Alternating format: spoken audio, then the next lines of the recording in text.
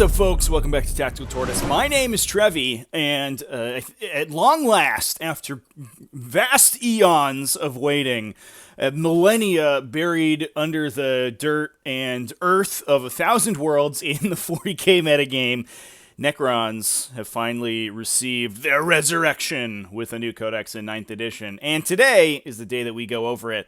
Obviously, a couple of the codexes have, or all of the codexes. There's only two, but two codexes coming out this weekend on October 10th. They've been spoiled a little bit early with some leaks and some scans, and we have them here to go over. A lot of people have been asking about for me to go over the Necron Codex, so today's the day. We're going to do it. Just like the Space Marine one, I'm not really going to be editing this video at all, basically at all, so it's probably going to be a little rambly. The Space Marine one, we did a whole marathon session, and we went through everything in the Codex. It was super fun, but there's probably going to be some ums and ahs in there, I think. So as long as you can stay with me, I think we'll get through this. Don't worry. But we have the entire Necron Codex here. One thing that I think is a bit of a running joke on this channel is how little I know about Necrons. The entirety of my Necron experience, which has been a lot of experience, if I do say so myself. I haven't played Necrons before, but when I started 40k last summer, like everyone played Necrons. I don't know what it was in my area, but I would go to a tournament and there would be like 3 Necron players, and I would have to play against Necrons every single tournament. But in 8th edition, you only ever played against a very small selection of Necron units. You played against Doomsday Arcs and Doomsides, and like Destroyers, and then like the 15 Immortals that they used to fill out their battalion. And that was it. And then some characters, maybe there was a Catan shot in there or something like that. But that was everything that was in that, as far as I knew, that the Necrons had. So I am going to be referencing the existing rules quite a bit here, just to make sure that I can talk about the changes a little bit more intelligently. But if I messed anything up, please forgive me. I think we're mostly going to be going at this kind of fresh, I think, from at least from a Necron perspective, because I have no experience actually playing Necrons, obviously, so I can't speak to it as much from that standpoint. But talking about the 40k meta in general, I think that it will be some useful information. Anyway, that is enough umming and ahhing. Let's get into these rules. Starting on the rules page, this is the same that we've seen in the Space Marine book. Basically a big index of all of the stuff. One thing I will mention, I think a couple other YouTube channels have mentioned this, is that I think it's really interesting that they have placed the stratagems even above your datasheets. I think that going in order, if you're reading the book in order, which we'll be doing, that gives you a more comprehensive view of the faction before you look at the individual stat lines. And like we did with the Space Marine one, we could look through, oh, this stuff is smokescreen. I see the synergies and things like that. So I do think that is a much better way to format the book so that it's a little bit easier to parse. We talk about the detachment abilities. Shout out to Combat Patrol! Hey! Come join us in the Discord if you want to play some Combat Patrol, because we're doing that all the time. To some community members' chagrin, but I don't know. Those guys can get good and play Combat Patrol with us. So we have Dynastic codes, which are your sub-faction traits, as well as the Royal Court, which just tells you that the Silent King has to be your overlord. And otherwise, basically, it determines your chain of command. The Silent King rules above everyone else. Otherwise, Pharaons rule above, then overlords, then lords. So, all right, cool. Dynastic agents, which can be included without preventing other units from getting a code. So basically, Imperial agents rule, but for Necrons. Very nice to see those mechanics translating over. And then, obviously, the Dynastic codes have had an enormous overhaul, for the most part, I think. We have Mefrit previously only gave you this +1 to your AP value while you are within half range of your opponent, but now also gives you +3 inches of range in addition, so that half range is even extended outside of pistols. I don't know how many pistols are in this codex, but I guess we'll take a look. Nefrek gives you a 6+ invulnerable save in addition to the 6-inch move increase that you used to get. This is actually a little bit worse, I believe, than it used to be. You can translocate instead of advancing. If you do, you cannot shoot, and that. So instead of just advancing and adding 6, which is the old Nefrek ability. Now, even if you have an assault weapon, you straight up cannot use it if you elect to move that 6 inches. A little bit of a nerf there. Not insignificant nerf, because Necrons do have quite a few assault weapons, which is pretty unfortunate. It also lets you, it still lets you move through models and terrain as if they weren't there when you translocate, because I actually love the theme of the Nefrek Dynasty, because they're too lazy to just run places. They have to call in their mothership, ask them to beam like 20 feet ahead. I can't be bothered to walk across the battlefield, beam me up, and then beam me back down where I want to be. It's adorable. I think that's great. I'll talk about the protocols in a bit once we get to that section of the rules. Unfortunately, I don't know all the protocols off the top of my head right now. I haven't memorized them, so right now just listing out the names won't really do anything. But we'll bring up the protocols next to all of these dynastic codes, and then we'll talk about them individually once we get to that section. So Nefrek, basically a bit of a nerf to the movement, but a 6+ invulnerable save across the board is always nice, especially on your 4+ save stuff like warriors. Just makes it a little bit harder to take out those big units if you really want them to survive for those reanimation protocols, which will be good. Novok, previously you rerolled failed hit rolls in the fight phase.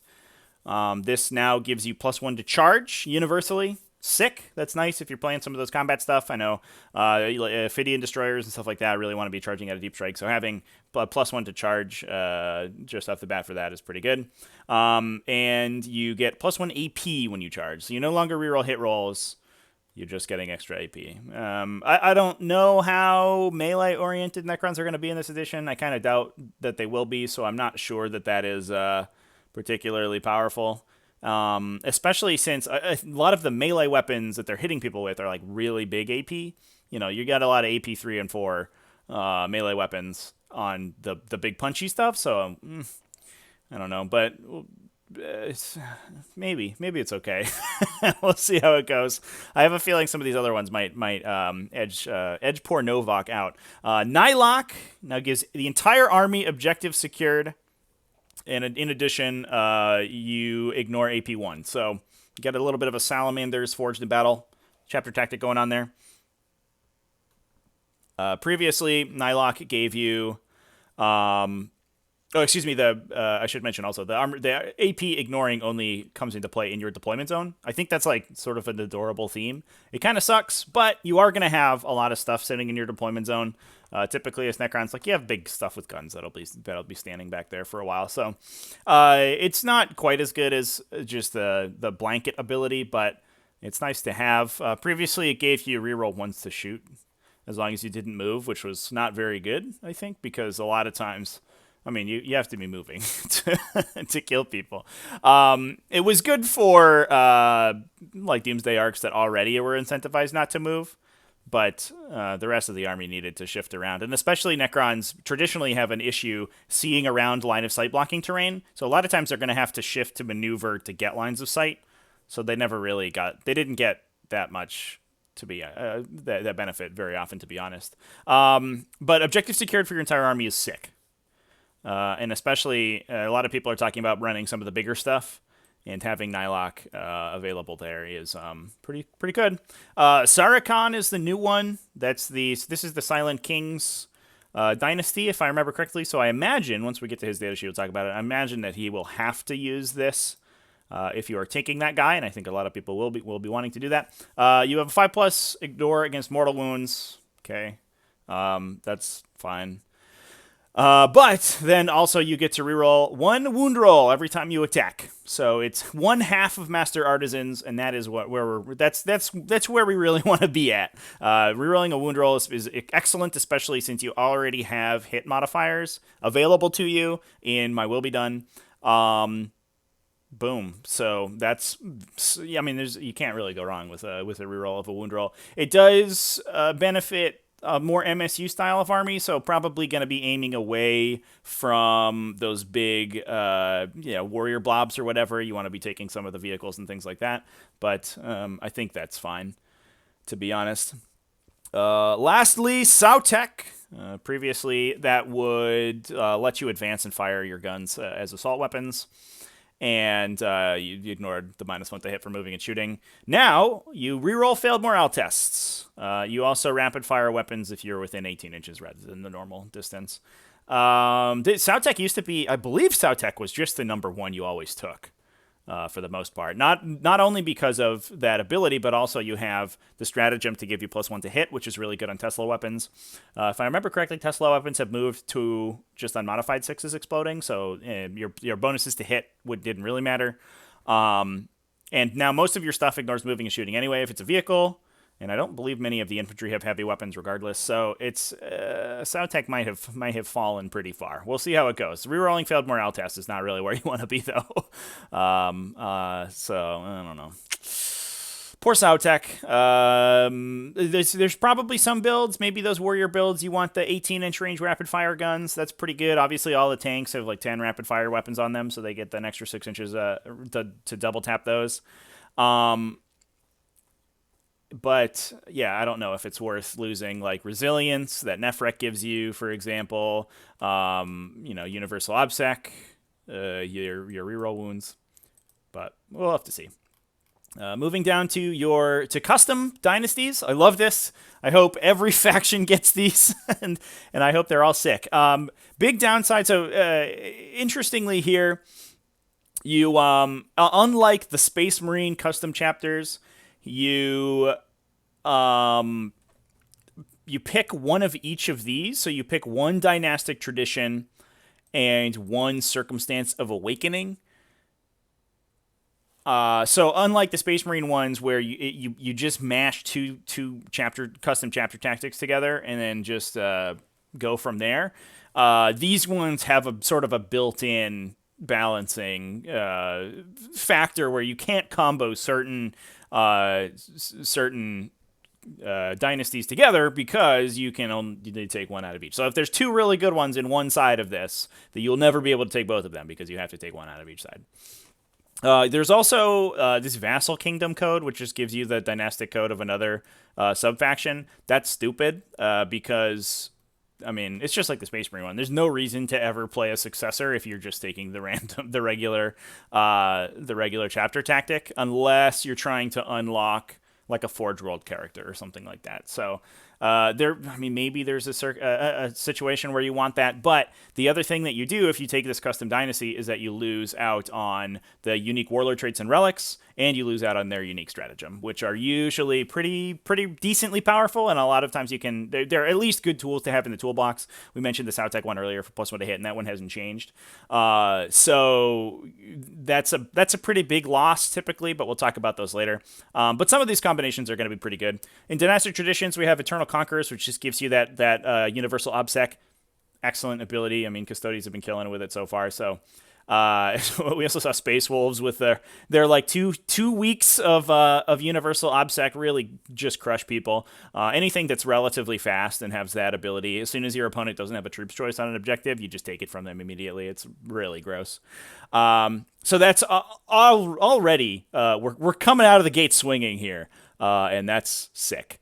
Pitiless Hunters, you get, basically this is bolter discipline for your army, so you double shoot rapid fire weapons if you remain stationary, or if you're a vehicle, you're just normal.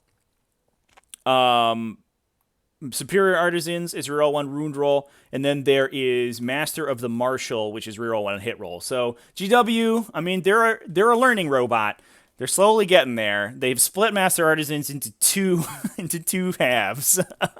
We have the hit half in Masters of the Martial, and we have the wound half in Superior Artisans. Superior Artisans, I think, generally speaking, going to be the better one, the better of the two.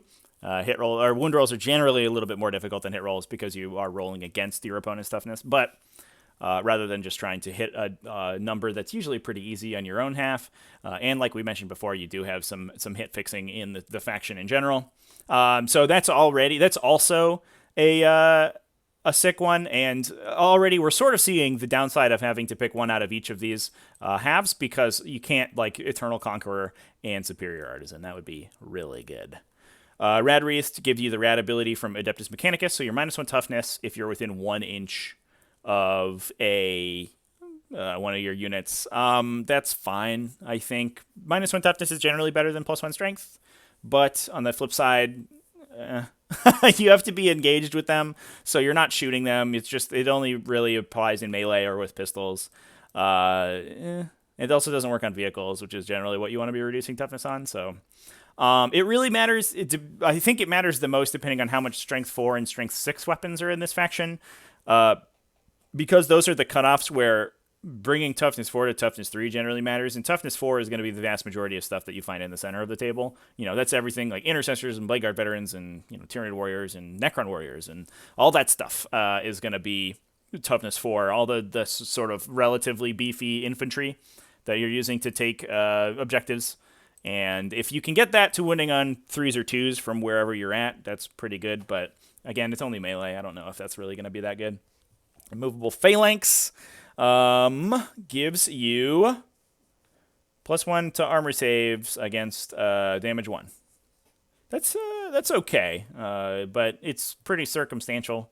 I don't know if I would really want to be taking that too often. Unyielding gives you 6+ invulnerable save, just like that Nefrek ability. Great, sounds good. If you're taking a whole bunch of dudes and you don't want to get killed by AP3 stuff like Space Marines, seems fine. Having a base 4-up save for the most part means that that's not super useful. But I mean, there is 5-up save stuff in the Necron Codex. I think like Scarabs are a 5-up save. So having a 6+ invulnerable on top of that's pretty good. Generally, you're probably going to be put down to a 6-up on your armor normally, but situationally it could be good. Contemptuous of the Codes gives you +1 to hit against characters. Garbage. Get that right out of here. That's not very good. We are out of the time in 8th edition where everything was a character. You would play against knights and everything was a character. You would play against, dreadnoughts and every dreadnought was a character. That's no longer the case. So +1 to hit against characters. And even then, it's only +1 to hit, not +1 to wound. So, all right. Reroll failed morale tests. Probably don't want to be taking that. Necrons typically have pretty high leadership values anyway. Masters of the Martial. We already talked about that. Butchers, +1 to charge rolls. Fine, but doesn't feel like it's worth a slot. Severed is, what is this?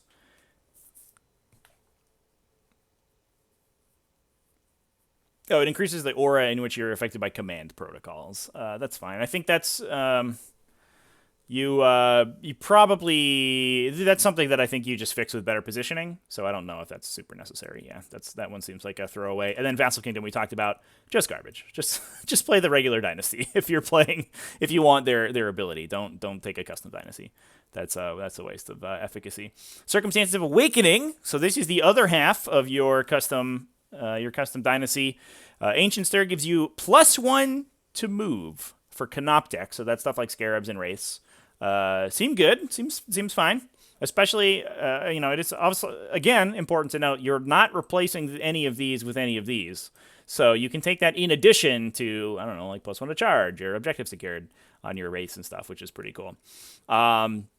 You also get 4-inch pile and consolidates instead of 3-inch, which is that's interesting. I don't think we've ever seen 4-inch. Usually it's either 3 or 6 or like 2d6. But just straight up +1 to your pile and consolidate. It's nice to have. There's going to be circumstances where you're like, whoa, 4 inches is way better than 3 inches. I mean, there's a lot of circumstances like that, if you know what I mean. But for the most part, I don't know how much that's going to matter. It makes a big difference on larger units where you can typically maneuver a little bit more, but I don't think any of the Canoptic melee stuff is going to be very large units, so that doesn't really matter. Arise against the Interlopers. You automatically wound in melee against infantry or bikers, so you just get permanent Gene Rot Might against infantry bikers. Seems fine. I mean, there's a lot of infantry and bikers out there, and not having to roll to wound is always nice, but also remembering that rule is typically hard. +3 inches to ranged weapons. That's a good one. So far, I think this is the winner out of your Circumstances of Awakening. We also have Relentlessly Expansionist. Before the first battle round, units with the code can make a normal move up to 6. Also incredible. I think that's the new winner. Yeah, that's really good, actually. That's super duper good. You're giving your entire army a scout move. Not only, I've talked about it on the channel ages for hours and hours, but not only do pre-game moves allow you to reposition or allow you to make mid-distance up the table, which is already good, especially when you're working with Necrons, which generally tend to be a little bit on the slower side. Getting that 6-inch move is very nice, and just projecting threat into the center of the table and onto objectives and into your opponent. But it also lets you reposition if you're not going first. It lets you take advantage of cover that's outside your deployment zone. It lets you can deploy stuff out in the open and then move 6 inches into cover if your opponent wins the roll to go first. Because this is start of the first battle round, not before the game begins, you do roll to see who is going first before you make that 6-inch move. That's incredible, actually. That is a super good ability. Very nice. Yeah, these Circumstance of Awakening are really sick, actually.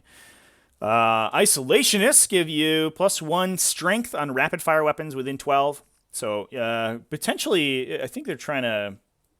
I guess you can't combo it with a +1 AP within half, right? So that seems fine. I guess depending on how heavy you're building into rapid fire weapons. I do like that there is an emphasis on rapid fire in a lot of these. I don't like that you can't stack them. It's a lot of individual sub-faction benefits, but you get to pick one of them when you build your list, essentially. But I do like that they are building into this rapid fire, the rapid fire profile, because that is what warriors are carrying. So it's kind of what you want to be bringing anyway. Warrior Nobles gets you reroll hit and wounds of 1 with Nobles, which I believe are basically just your characters. That's not very good. I don't think most of these Necron characters really want to be fighting. They're fine at fighting, but they've never been particularly good. But once we get to talk to the data sheets, we'll have to take a look at that. Lastly, Interplanetary Invaders lets you fall back and shoot. Oh, that's good. Although you already have the Warden, Royal Warden, to just make that happen all the time. You do get -1 to fall back and shoot, and vehicles do not suffer -1 to shoot heavy weapons in melee. That's fine, I guess. You probably just want to be having those Royal Wardens in there instead of taking away your pregame move for that. And most of the time, I think the Necron vehicles typically want to be sort of far in the back. They don't really want to be up front. And the ones that do, I don't believe have many heavy weapons, but I might be wrong about that. We'll have to take a look at the data sheets. Stratagems, there's some really good ones in here that we'll talk about. Dimensional Corridor just lets you reposition stuff to monoliths, which is that's fine. Depends on how good monoliths end up being. This is techno-oracular targeting is effectively... it's like a martial precision, but for a gun wound roll. You just automatically wound with one gunshot for 1 CP. One thing to note, a lot of people will mess this up, and people have messed this up for martial precision as well. It is 1 attack, and in 9th edition, all attacks are treated as being independent rolls. So it's not like when you roll 20 shots for a warrior unit and you use the stratagem and they all wound. It's one of those 20 wounds for 1 CP, and I've seen a lot of people mess that up with the Space Marine version of that, the Ultramarine version, and don't do that. It's just one of your attacks. Each attack is separate. Extermination protocols has been changed a little bit. It affects only Locust Destroyers, not any Destroyer Cult units.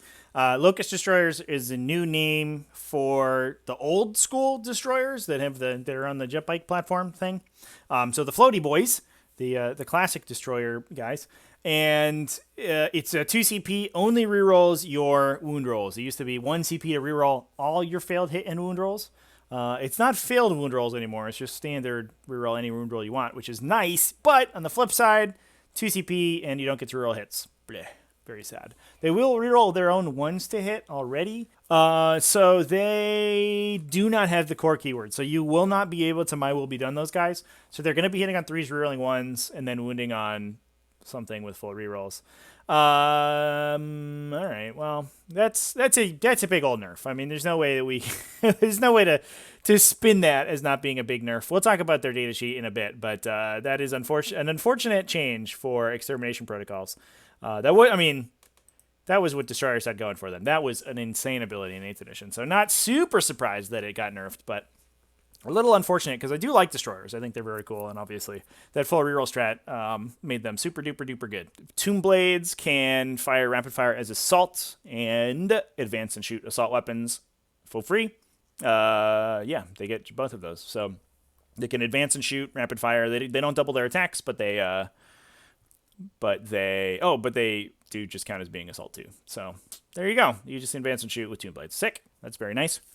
Judgment of the Triarch gives you +1 to hit for Triarch units, which is, I think, a lot of the I know the Stalkers are Triarch units. The spider thingies. We'll have to take a look at what is Triarch keyworded in the Codex, because the only thing I can think of off the top of my head is the big spider guys. Eternal Protectors lets your Lich Guard get +1 attack if they're within 3 inches of a noble. That's a pretty good one to keep in your pocket in case those Lich Guard want to be swinging. You also have access to Entropic Strike. No, not Entropic Strike. Disruption Field, right, for +1 strength if you need it as well. So you can buff up, assuming Lich Guard are core. We'll have to take a look. You can buff up those guys to hit pretty hard. You do need to be within 3 inches of a noble though, which is not always going to be the case, but. Lich Guard, at least from the outset of 9th, were pretty playable because they were one of the few sort of really hardy units that could get right up the table. We'll see if they have their +1 invulnerable save strat still, because that's what kind of kept them around, but we'll take a look. Resurrection Protocols lets your Crypteks try to resurrect people. Oh, excuse me, that's not right. I'm thinking of a different one. Resurrection Protocols lets any of your it's interesting because it says infantry, nobles, or Crypteks. So I believe these are the character keywords, but they aren't. It doesn't require you to actually be a character. So I don't know if that'll come up, but it is cool, and it's 1 CP for a 4+ to stand back up with D3 wounds. And that is. At the end of the phase, yep. So I think that's really sick. I believe that was 2 CP in the 8th Ed book to stand back up. Let me take a look here. Oh no, it was still 1 CP in the 8th Ed book, but you came back with 1. So there's a little bit of a buff. But yeah, I mean, you're going to use that every time you can, basically, especially if your opponent doesn't have the ability to. Or isn't like quite in range to charge you. If they snipe you from across the table, that's just a free roll, basically. And obviously they can't shoot you again unless they have a double tap stratagem at the end of their phase. So yeah, why not? Seems good. And then obviously most of your characters heal their own wounds anyway, so you're just going to be regenerating additional survivability off that. We have a lot of stuff for Catan Shards. Dimensional Destabilization lets you cast another power for free. Just a random one though. You roll a d6 on the chart and get a random one, which is really cool. You could potentially be casting the same power twice, which is sick. If you get some of the big AoE ones and you're like all up in your opponent's face, you just double slam those down on the table and blast your opponent. But it's totally random. You don't know what's going to happen. That's kind of fun. I like that. It's probably worth it for 1 CP too, because a lot of them are like, at the very least, D3 mortal wounds. Entropic Strike lets your Catan Shards punch through invulnerable saves.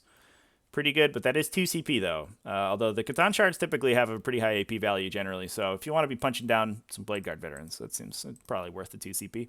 Strange Echoes lets your Catan Shard flip one of its powers out.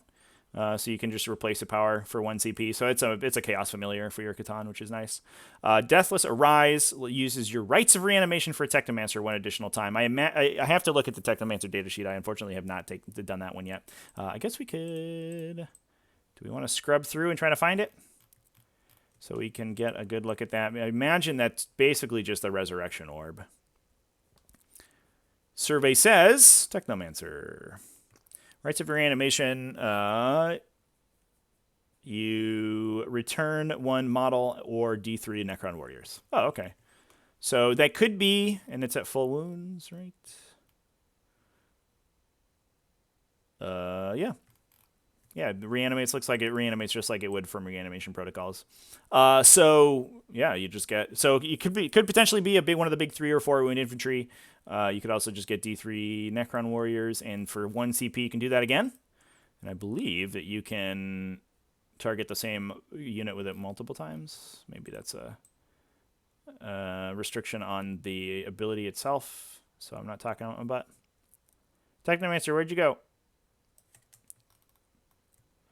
Right to reanimation. Each unit can only be selected by the ability once per phase. Okay, never mind. Sorry, everybody. Glad I checked, though. Could have been embarrassing. So, all right, less useful if you can't return 2 things to the unit. But still, you want to be wiping out Necron units when you hit them. The reanimation protocols obviously works a little bit differently, but if you entirely wipe a Necron unit before it rolls reanimation protocols, after that attack step, then it dies, and that's kind of what you want to be angling for generally, so that they don't just get to reposition their entire unit around. So Hand of the Pharaon gives Overlord the Pharaon keyword, and you can use your My Will Be Done abilities multiple times. It's a before the battle stratagem when you're mustering your army as well. So some formats you have to put that in your list. For T5S2 and for the stuff that where we run out of the Discord, you do not. So that would be one that you pick before the game, but that's up to the TOs. Generally, Dynastic Heirlooms. So this is the the extra relic strat. Just like the Space Marine one, you get to use this 2 times in a Strike Force game, which is the standard size game. And then Rarefied Nobility is the same thing for a Warlord trait. So you generate an additional Warlord trait. Nice that people other than Space Marines are getting that stratagem. And same thing with that, you can use it twice. So you could potentially have 3 models with Warlord traits, which is pretty nice. There's not quite the same breadth of options that Space Marines have, because Space Marines would typically have multiple charts of Warlord traits to choose from, but it is nice to have the option in case you want to build some combos. Enslaved Protectors lets your Crypteks, so again, that's like Wraiths and stuff, heroically intervene. Very nice. And this is, so that's sick. You're eligible to perform a heroic intervention as if you're a character. Very cool. Those are excellent abilities to have sort of in your back pocket. They're not always useful, but they occasionally, your opponent sometimes will forget about them and just walk right into getting killed. Should be mentioned as well that if you are a 40 millimeter or larger base and you stand one of those units in the center of an objective zone, so if you're encompassing the 40 millimeter marker, it is impossible to get into to toe the zone without triggering a heroic intervention. So, and I know a lot of those Cryptek units are pretty large base sizes, so that's something that's sort of important to note about those. Stellar Alignment Protocol lets your vehicles considered to be a full wounds for top, so you just active top profile.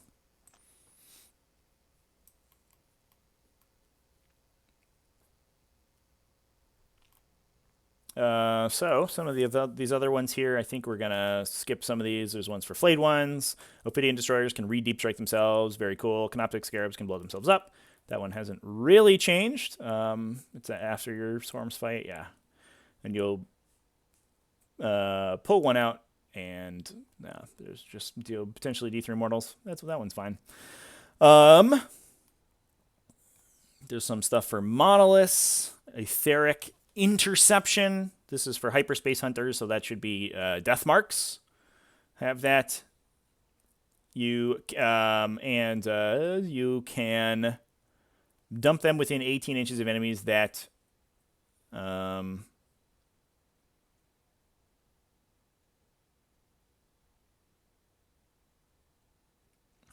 So within 18 inches of excuse me, everyone, of an enemy unit that has been set up on the battlefield. This is how I thought it worked, and I misread it, I think.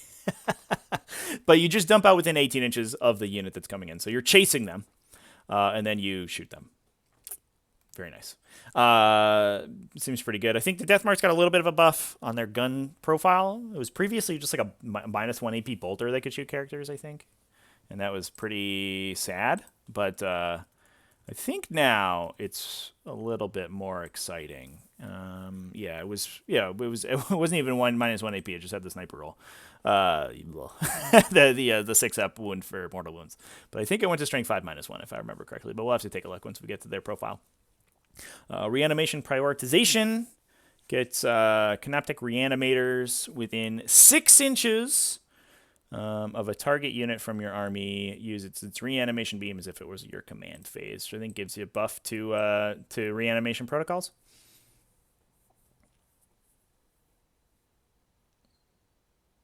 So that's very cool. So you can sort of emergency reanimate stuff with the Cryptek reanimator.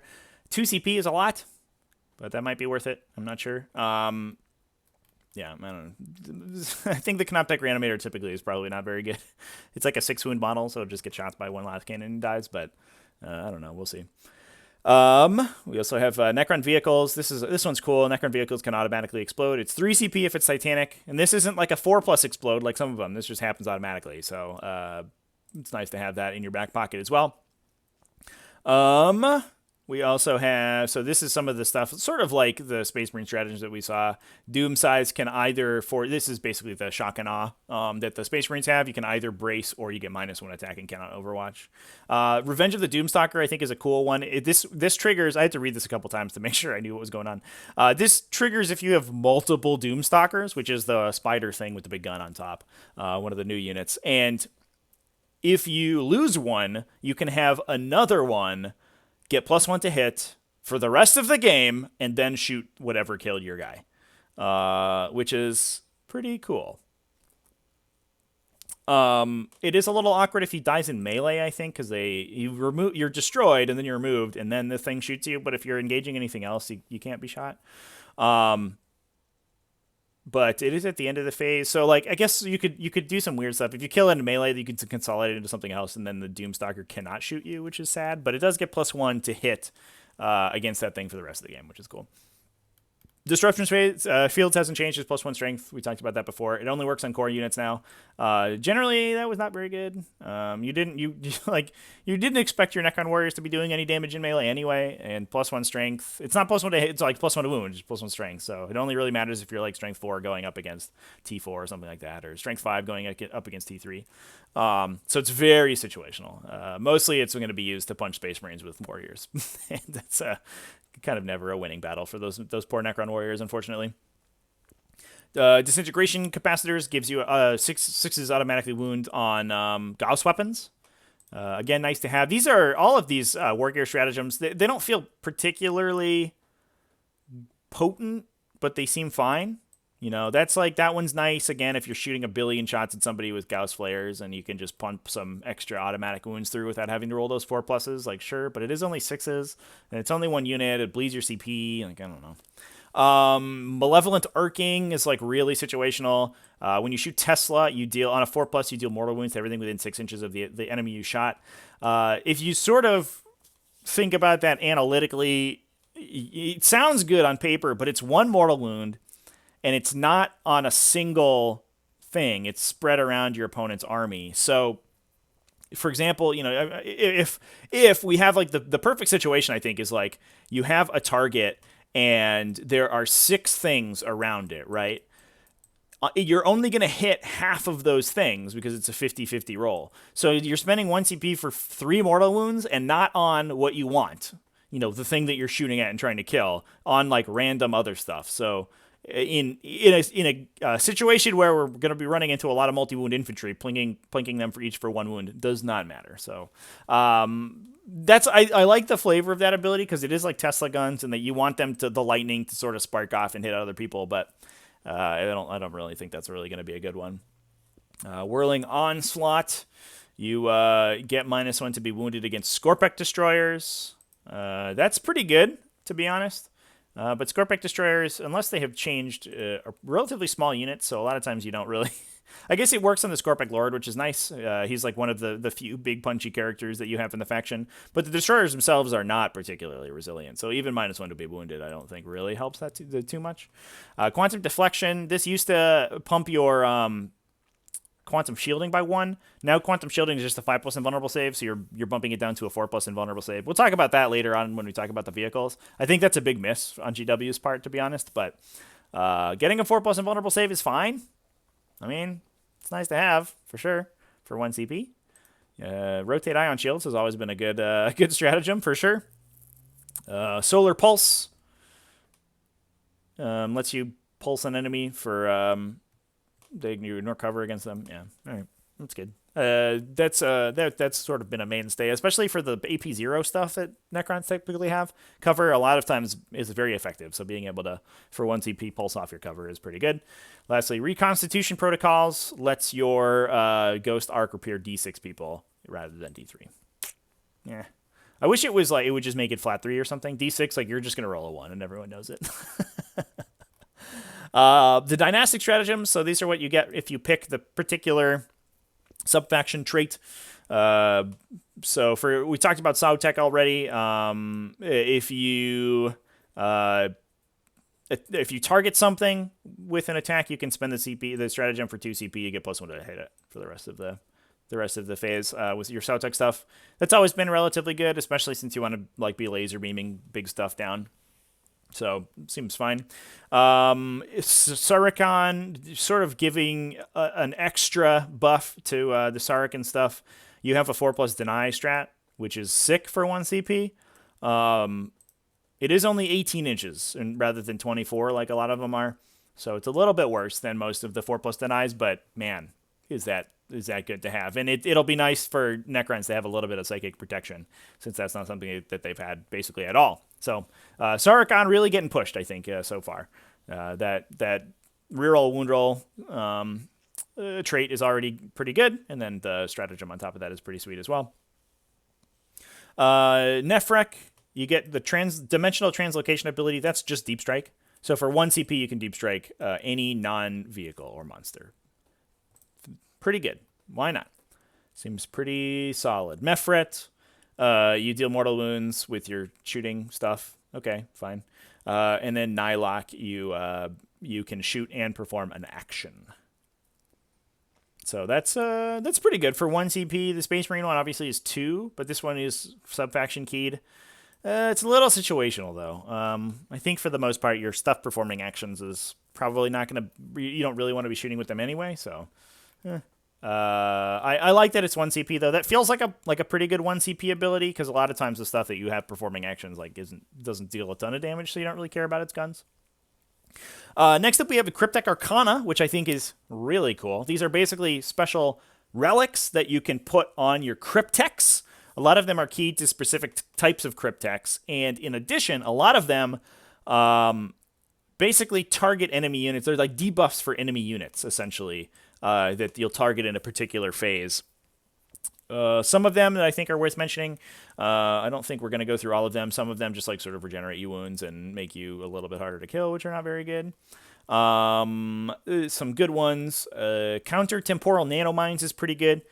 You pick something with an 18 and it gets halved to advance and charge, which is real strong. It does have to trigger in your shooting phase, so it's not like a Tanglefoot grenade effect where when your opponent charges, you can trigger it. It's you have to get up and aggressively put it on somebody. But if you do, then they're screwed for a bit. Halved charge rolls is like insanity, especially if you're at that 18-inch range. I mean, you consider a jump pack unit, let's even say it's a White Scars Vanguard unit or something, Vanguard vet unit that moves 12 plus D6 inches with its advance. If it moves it that 12, it's going to be still 6 inches away from you, and it has to roll a 12 on its 3d6 for its advance and its charge. That's still relatively difficult to do that. That's like a 30%er, I think, to hit a 12 on 3d6. You also have, in addition, because it's like 2 separate rolls, your rerolls are really weird, because you don't know whether, if you roll a 2 for your advance roll, you don't know what your charge roll is, so you're trying to sequence command rerolls is very awkward there. If you can't advance and charge, it's even worse. You have to straight up roll 2 like boxcars on your charge to get somebody who is 18 inches away from you. That seems pretty good, especially with how much stuff is going to be jammed in the middle of the table. That's I think a pretty decent one. Cortical Subjugator Scarabs lets something within 6 inches of you intervene as if it were a character. Sure, seems good. I like that a lot. You can just give something dimensional translocation, but it is just a character for a Cryptek, so I don't know how important that's going to be.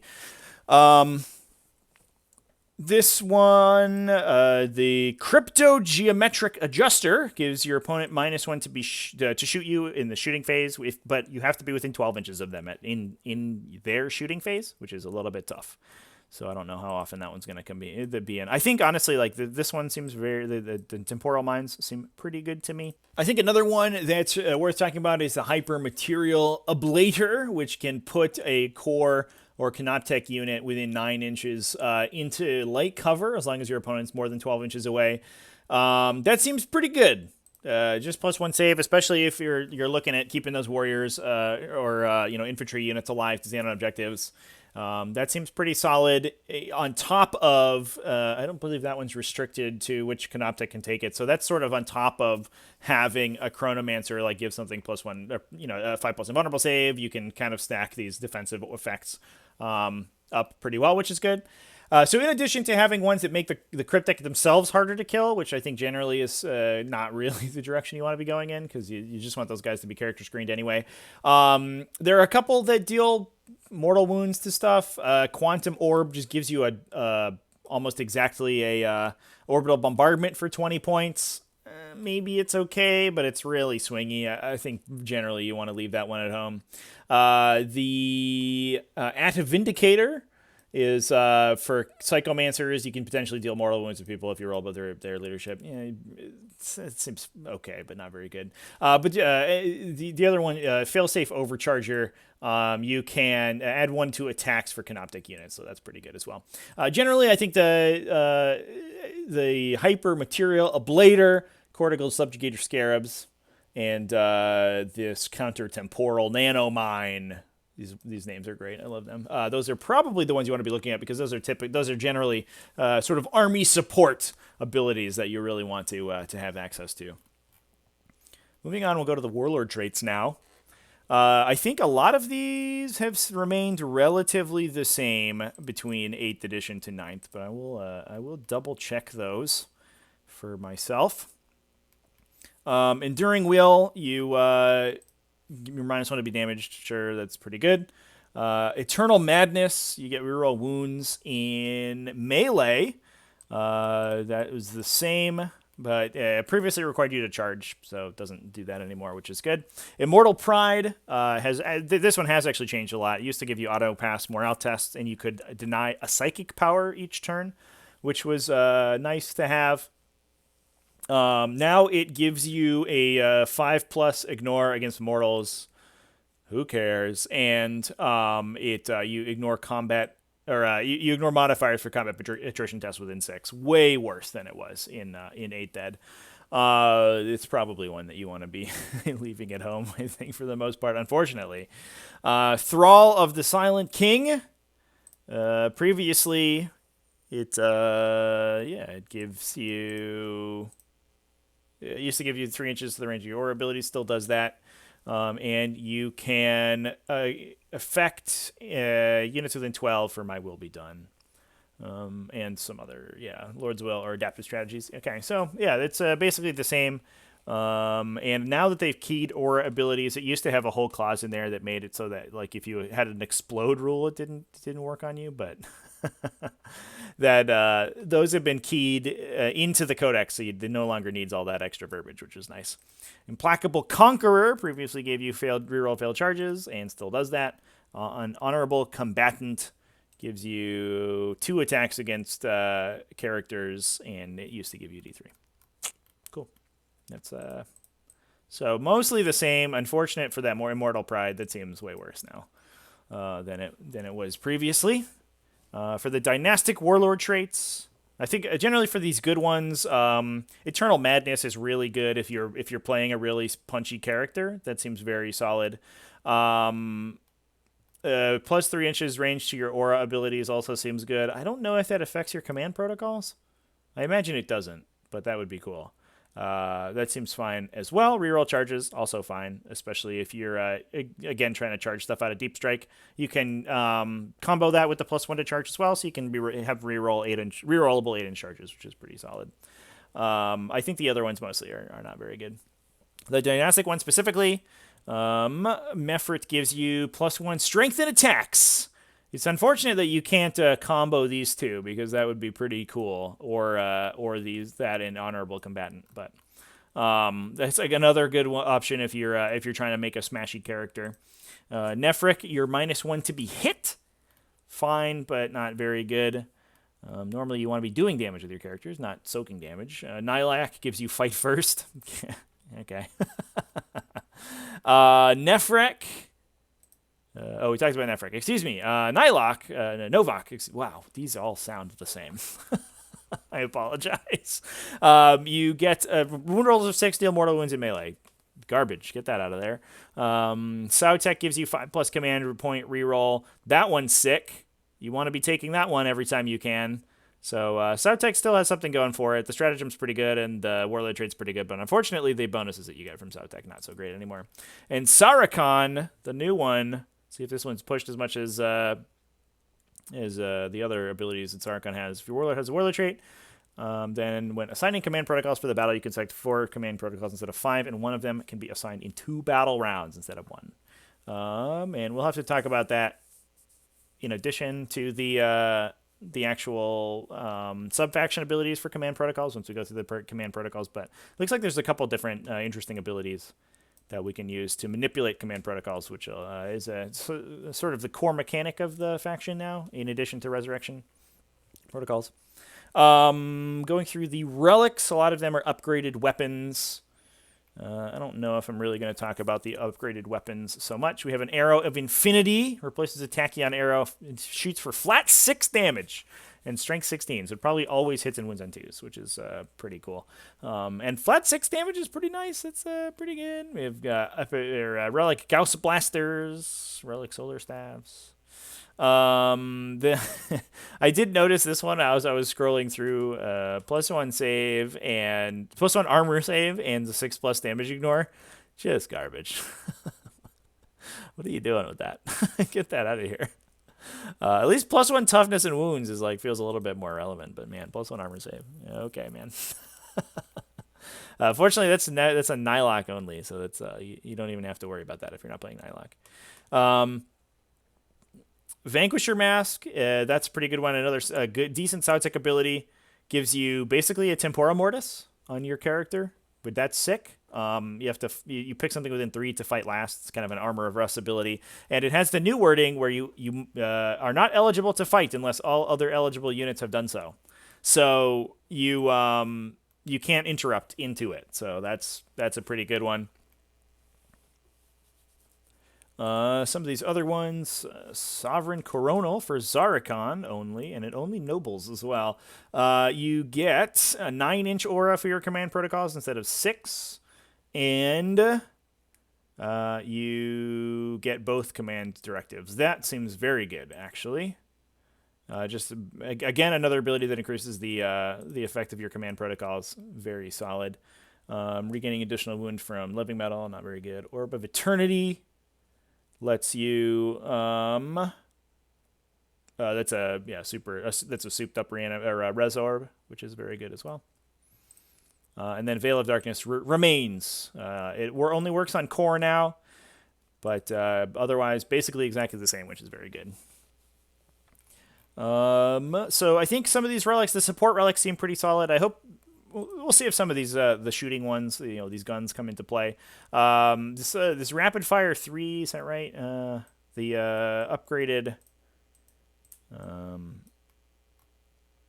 upgraded Gauss blaster seems okay on because you're probably going to be wanting to take those Royal Wardens anyway. But I've lost it seems like. All right, well, we'll just move on. Catan powers, these are important. I think a lot of the new Catan shards seem really exceptionally good, so you're probably going to be trying to fit some of these into your list regardless. Antimatter Meteor gives you, you hit, it's a smite, basically hits the closest unit for 3 mortal wounds on a 3 to a 5. And on a 6, you get D3 plus 3. It's a super smite. It goes off on a 3+. You get +1 to do it if you're Tesseract Vault, hits for automatic 3. That's sick. Times Arrow hits one thing visible, so it doesn't have to hit the closest. And it is only an 18-inch range, though. If you equal or exceed your opponent's characteristic value on a d6 roll, they die. Got him. It is the characteristic value, so it's not your current wounds total, so you can't use it to like one shot, a tank. But if you could just shoot a Blade Guard veteran with it and just kill, it just kills them, or you could just it should just be blasting characters trying to roll a 4+ to kill a character. Like that's crazy. Like if you're a 4 wound, just regular guy, Space Marine Chaplain or whatever, 4+, you just kill that guy with that times arrow. Sky of Falling Stars is 3 units within 24 inches. Excuse me. They hit for D3 mortal wounds. Otherwise, flat 3 if it's if it's a Tesseract Vault, flat 3. So, jeez, it could be hitting. That's a ton of mortal wounds. You could be pumping out 9 mortal wounds from this guy a turn. Super good. Cosmic Fire. Each enemy unit within 9 on a 4+ suffers D3 mortals. If it's a vault, they suffer 3. Again, super good. This is why I think a lot of some of the double cast power is more expensive for the Tesseract Vault. A lot of these Tesseract Vault abilities hit it at +1 or hit for flat 3 damage, which is crazy. Seismic Assault deals 1 mortal wound on a roll of a 6 for every model in the unit. Okay, that one probably the least exciting out of all of these, especially since large units of things are generally not very good right now. You're fighting units of 3 or 5 Space Marine models and stuff like that, so probably leave that one at home. Lastly, Transdimensional Thunderbolt. You hit anything besides a character. Characters get character screening against this, and that's interesting. And on a 2+, they take D3 mortal wounds, and everyone else takes 1 mortal wound on the roll of a 4. Everyone else within 3 inches. Standouts here: Antimatter Meteor, hitting everything, or hitting one thing for 3 flat mortals is sick. Times Arrow to kill characters is sick. Sky of Falling Stars to burst damage out is very good. Cosmic Fire to burst damage out is very good. I mean, these first 4 are very good. These 2 are a little bit more situational, I think. But we also have unique Catan powers for Deceiver, Nightbringer, and Void Dragon. Deceiver looks like gets to deal mortal wounds on a leadership roll-off. Seems fine. The Voidbringer, you roll 3 d6s on a 4. For each 4+, you deal d3 mortal wounds, so potentially could be dealing 9 mortal wounds to one thing within 9. And the 9-inch range is not very good, but most of these abilities deal 1 mortal wound on a roll of a 4+. Dealing d3 is incredible. That's an immense amount of mortal wound damage output. And then Void Dragon hits everything, or hits one thing within 18. And you can get character protection against it, so a little bit like the Thunderbolt. And on a 2+, you take D3 mortals, and you have your movement characteristic. Is that right? It has wounds for its bracket. Okay, that's interesting. That's a unique ability there. So it is only 18. Void Dragon, I think, generally has a lot of effects that trigger on vehicles, so being able to screw with a vehicle is very interesting. It's sort of, I think, generally the least exciting one out of all these 3 for sure. Moving over to the special secondary objectives that Necrons get to take. With Code of Combat, you get 3 victory points if you destroy an enemy unit with a Necron Noble. Poopy. You're just gonna shoot people to death with guns. I don't know if you really want to be fighting people with nobles. Maybe you get some of those relic guns, and then you can kill some units with them. But you have to kill 5 units with your characters to max that. Yeah, okay. Probably not taking that one. Purge the Vermin. Score 2 victory points at the end of your turn for each table quarter that does not have any enemy units in it outside of aircraft. It cannot be scored on the first battle round. A lot of people are very excited about this one. I think it's one of the most interesting secondary objectives to come out for a while. It really, it has a ton of counterplay, which makes it very interesting.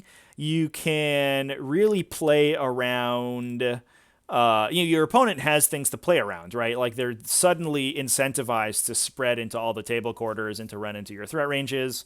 Otherwise, you just sort of easily max this one out. Basically, I think generally speaking, the rationale for this one is that you probably your home table quarter probably has no enemy units wholly within it anyway, unless they're sort of deep striking or something. It also scores at the end of your turn, so you're just going to kill them. So that's 2 victory points a turn easy. So that's an easy 8. If you can clear everything out of 1 additional table quarter, you'll get 4 points for that. You do that 4 times and you've maxed it. So theoretically, and in most deployment zones, that should be an easy 15 points. You give up access to like domination and engage on all fronts if you take that one. So it is a little bit of a give and take, but I mean this is way easier than engage on all fronts because it forces your opponent to move into the objectives instead of you. So you can just sit in your deployment zone, sit on your 2 or 3 objectives that are on your table half and just kill them off of theirs, which is very good. Treasures of the Eons. Your opponent selects 3 objective markers and you get victory points for holding them. Okay. That seems bad. Yeah, even on a 5 objective marker, a 5 objective marker mission, there's going to be 1 objective marker in the center that you could potentially score for 2 VP, and the other 2 are going to be in your opponent's deployment zone. So you have to go to your opponent's deployment zone to get 1 extra VP. Garbage. That's not very good. Get that out of there. And I mean, you're just gonna take Purge the Vermin anyway, so who cares? Lastly, Ancient Machineries gives you an action that your Cryptek or core units can do. And that gives them, if they're within range of an Ancient Machinery objective token, which is an objective marker, 3 objective markers that are outside of anyone's deployment zone. And sometimes there could only be 1 of them. Oh, Jesus. You get 3 victory points if you complete the action in range of that, and it is completed at the end of your next command phase. Yeah, that's not going to be taken. Yeah, we can skip that one. So that's a full round action that scores you 3 VP, probably on the middlemost objective. Okay. Nope. Scoop on that one there. Just take Raise the Banners or deploy Scramblers or something. Necrons are probably pretty decent at deploy Scramblers. They have a lot of repositional effects with their infantry that they can do. I am going to skip the Crusade rules here, everybody, because again, I have not played Crusade yet. I'm not really well-versed in those rules, so I can't really speak to them, so we're just going to go right through those. There is a lot of them also. We're moving to the data sheets now. I think what everybody is very excited to see. We're going to talk about the command protocols real quick. Firstly, the new core rules or core abilities here. Dimensional translocation, excuse me. That's just deep strike. We talked about that earlier. Living metal, that has not changed. In your command phase, you regain a wound. Very nice. Reanimation protocols is the big change here. Basically, for the people who haven't read the rule yet, it's a full column for this one rule, which is a lot. But basically, when your unit takes wounds or takes damage from an enemy attack and is not specifically an attack, we should mind, it's after an enemy unit shoots or fights. So if they smite you for mortal wounds, that does not count. But that's why abilities like the Zarikon 5+ and Mortal Wound Ignore may be important. But after you lose any models from an enemy attack, you roll a dice for all of the wounds that you have worth of models that you've lost against that attack. So if you lose 2 3-wound models, you'd roll 6 dice. If you lose 5 1-wound models, you roll 5 dice. If you roll enough 5+ on those dice to equal the or exceed the wounds value of any of the models that were dead, then you return that many models back to the unit, and then you just set them up again. So, for example, if you lose those 2 3-wound models, you roll 3 5-ups, one of them comes back. If you roll 2 5-ups, none of them come back. You just get rid of those. The reason that it is that it's a little bit different than basically just having an ignore. Obviously, it's worse for larger models because it's harder for them to come back you don't come back in parts. You come back. It's all or nothing. But also it lets you you remove the casualties and then you replace them, which means that you use all of these rules to return them to the unit. Basically, they have to come back outside of engagement range if your unit is not engaged by that unit. But if you're already in melee, then you can put them right next to the enemy. You have to come back in formation, so you have to be come back, within 2 inches within coherency, obviously. And if it's your charge phase, you cannot set up closer to the enemy. So if they overwatch you and kill a bunch of dudes, your charge does not become easier. That was a mistake that they made in 8th edition with horrors. You could eat damage in Overwatch, respawn horrors closer to you to make your charge easier. Can't do that anymore. You also don't count as being destroyed for morale tests, which is very nice. The buff here is that it lets you reposition the unit as your enemy attacks you. So, for example, if you take wounds on models out of cover, you could then replace them in cover, and so now you have more models in cover. You can chain models out to objectives. You can chain models out to potentially block charges, make your opponent's life more difficult. Slowly chain your unit behind line of sight. There's a million things you can do. I think as soon as you play with it a couple times, you'll realize how powerful the ability to maneuver your unit during your opponent's shooting phase is. And especially because it's your opponent's opponent's turn. If you start reanimating those models and you have, for example, your whole army's OBSEC, you start reanimating OBSEC models back to their objectives or something like that, you could potentially be taking objectives, which you can then score at the start of your command phase. So it's a bit of a mouthful of an ability.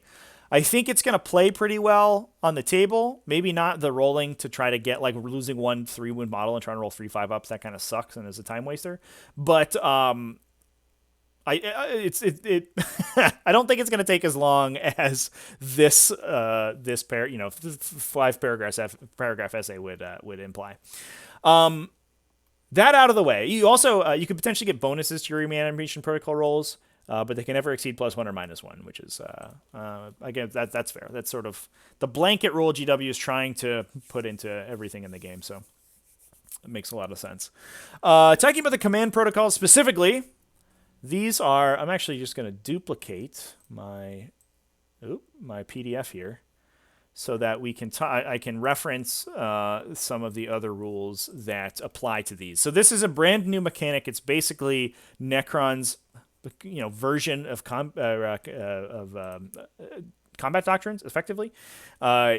It's clearly designed to work with a deck of cards, and because what you're going to do is you're going to pick these 6 protocols, you're going to pick 5 of them, and you're going to order them in a stack, and then each round you're going to reveal one, and it gives you benefits to your army.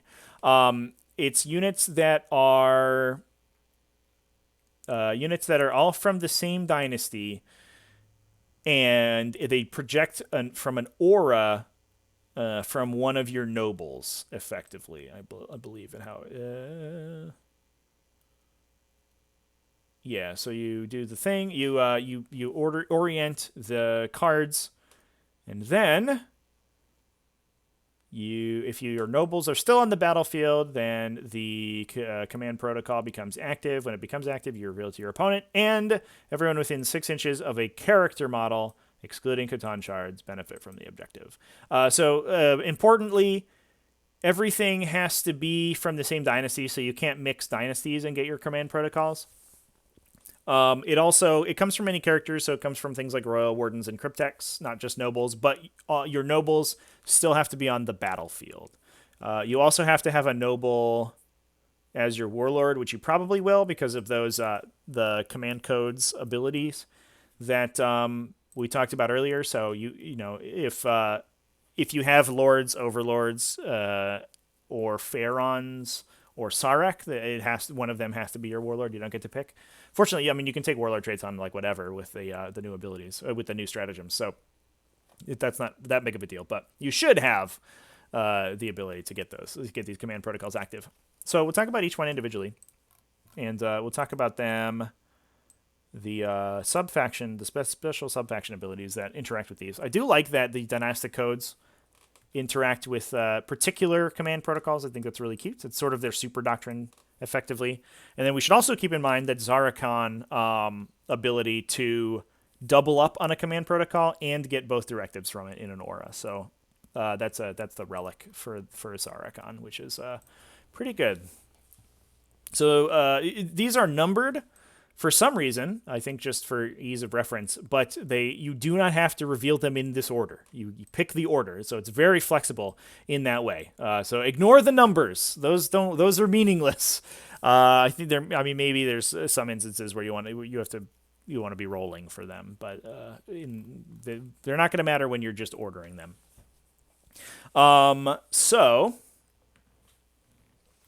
Protocol. The other thing is that they have these directive abilities. When it becomes active, you pick one of the directive abilities to work.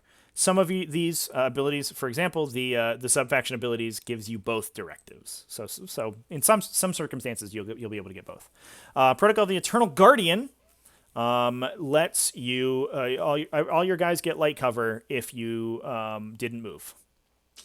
So that's pretty good for the first battle round because you haven't done anything when your opponent's shooting you if they go first. But other than that, most of your army is probably going to be moving, so that directive doesn't really matter. And then secondly, when you declare a charge, you basically get the ability to the defensible ability all the time. So you either get +1 to hit on the subsequent fight phase, or you get +1 in Overwatch. So you hit on 5s instead of 6s. So that's pretty good. I like this on the first battle round just to make sure. I also believe that if you take, I'm going to double check here. If you take the Relentlessly Expansionist Dynasty trait, Relentlessly Expansionist, it gives you a 6-inch normal move. So that does actually counteract the effects of this light cover. So don't take those two together. That doesn't do anything. Because that happens at the start of the first battle round. So the first battle round has already begun, so you already will have made a normal move, so you would not benefit from cover. But this is also one of the few ways to give vehicles cover, which is pretty nice. And it doesn't require you to be core or anything, right? Yeah, so you can give your tanks cover, which is pretty cool. On the first battle round, I like that. Number 2, let's see if this is the special ability of any one of these. I don't believe so. Oh, no. Yeah, Eternal Guardian is Nylock. I honestly don't really want both of these directives. This Directive 2 seems... I guess if you have picked it first... When do you pick it? You pick it before the start of the first battle round? After both sides are deployed before you have determined first. Okay, so you pick Directive 2 if you're going... if you're going first, because your army will move and lose Directive 1, but you will still get the ability to set to defend. So it seems like a bad one, to be honest. You maybe want both of them if you're going second and your opponent is also fast, but realistically, the defensible ability doesn't do that much, so I don't know. I don't know how much I would want both of these. I think the light cover one is the standout. And the other one is just sort of there to be there. Protocol of the Sudden Storm. You can make attacks with ranged weapons without actions failing, and you get +1 to your movement value. This is for Nefrek, for the translocation beamer guys. That seems pretty good also. +1 move is pretty sick, especially on turn 1, and being able to perform actions without actions failing is also good. +1 move, generally, I think probably going to be a little bit more relevant because it affects your whole army. Generally, you can only perform 1 action per turn, so it's only going to affect 1 unit, but... if you're taking deploy scramblers or something, it is nice to be able to have that a little bit of flexibility there. But +1 move is just pretty good. Protocol of the Vengeful Stars. This is the special house protocol for Mefrit. So the extra AP at half range, boys. This gives you sort of rending on 6s. You get +1 AP when you roll 6s to wound. That's kind of a through Unity devastation kind of deal. That's solid. And in addition, or the second directive, you can you ignore cover at half range. That probably doesn't matter, but it is a bit of an extra buff if you are for the number 1 directive. So that one seems pretty good as well. Probably on turn 2 when battle is joined. That's when you want to be using that one to alpha strike as hard as possible, especially with your Gauss Flayers and stuff that already have a 1 AP value base. Getting it to that -2. It's kind of the sweet spot. A lot of stuff has armor saves that bump up against that that the -3 would bump up against, but a lot of stuff also doesn't. So -2 is pretty good with that +1 AP value. So right now, it feels to me like we would want Protocol 1 and then Protocol 3. But we'll see how these other ones look. Protocol of the Hungry Void, you get the same thing in melee, though. And every time you make a melee attack, you get +1 strength if you charged. Okay. You can also wombo combo that with disruption fields as well. So you could potentially be at +2 strength, which is getting to the territory where you can get +1 to wound. So that's pretty good too. I think you have to be building your army around some melee stuff. But the turn that you want to be charging, which is probably turn 2 or turn 3, then I would be revealing that one. That is also, I believe, for Novak. Yeah, Novak gets both of those when it activates. This is one where I think you straight up do want both of them because they are both pretty relevant abilities. Unless you're being charged, which you should try to not do that, I guess. You do just want both of these to trigger because they both affect your damage output in melee, which is good. Protocol of the Undying Legions regenerates an additional wound for living metal, so it's good for vehicles and characters. And you reroll your reanimation protocols. One of the reanimation protocols. Okay, that's less good. I thought that was full rerolls for a moment. Oh boy, that would have been gross. Roll one of the dice, so a little bit better for kind of an MSU style, a little bit like Master Artisans, but it works defensively and not even that well. I don't know. This is probably kind of a standout one for turn 3 because that's when your opponent's going to be hitting you back, but only if you have an army that's kind of benefits from Undying Legions. It feels to me like, if I remember correctly, a lot of the... Ooh, oopsies. Sorry, everybody. A lot of the powerful melee stuff is multi-wound. So if you're taking these, I think, sort of counteract each other, because if you're taking big 3 or 4 wound models, they won't really benefit from reanimation protocols that much. So taking a card that buffs your reanimation protocols doesn't really do you any good. So you would want to be taking Hungry Void if you're playing melee oriented. But if you have a bunch of the little guys, Undying Legion seems like good for turn 3 in there, or maybe around 2. Depends on who's going first. I think if your opponent's going first, you would want this one. Oh, but you can't pick until after so it doesn't really matter. I guess that you can try to determine how aggressive your opponent is. If your opponent is highly aggressive, then you would want this one. But if your opponent's defensive and trying to play a more defensive game, then you want your Alpha Strike to deal a little bit more damage. So I think that's the calculation I would make there between these two on turn 2. But I think I would almost always start this one on turn 1, or this one if you wanted to get up the board. But I think generally you want the light cover on the off chance your opponent goes first. Lastly, Protocol of the Conquering Tyrant. You get +3 inches of range to your aura abilities. Or you are eligible to shoot in a turn in which you fall back. Ooh, that's sick, actually. It gives you the -1 to hit if you do that. And this is the Sarikon one. No, Sarikon one is Undying Legions. This is a Sautek. This is the Sautek one. That's really good, especially if your opponent is very melee oriented. Your entire army basically can fall back and shoot in big auras. That just straight up gives you the fallback and shoot dynasty trait, which is called Interplanetary Invaders. But that only affects vehicles, so this is just better than that. Wow. Protocol of the Conquering Tyrant, ladies and gentlemen. Holy crap. This is one that in matchups where your opponent is trying to engage your tanks, this is one that you might want to take Sarikon and take that Sarikon ability to double up on a protocol and just get this for 2 full rounds. And you 2 full rounds, your opponent has assault marines or something sort of gumming up into the base of your army, and everything's falling back and shooting them. That's pretty good. Overall, I think this mechanic is very cool. I like that the design team is sort of playing around with some different abilities, and this feels very thematic for Necrons. They're going to be very deliberate and slow, calculating about their game plan. So it's not like Space Marines, where Space Marines have a little bit more control over it. The Necrons can decide what to do beforehand, but once they know their game plan, they're going to stick to it, and nobody's going to change anything. Very cool mechanic.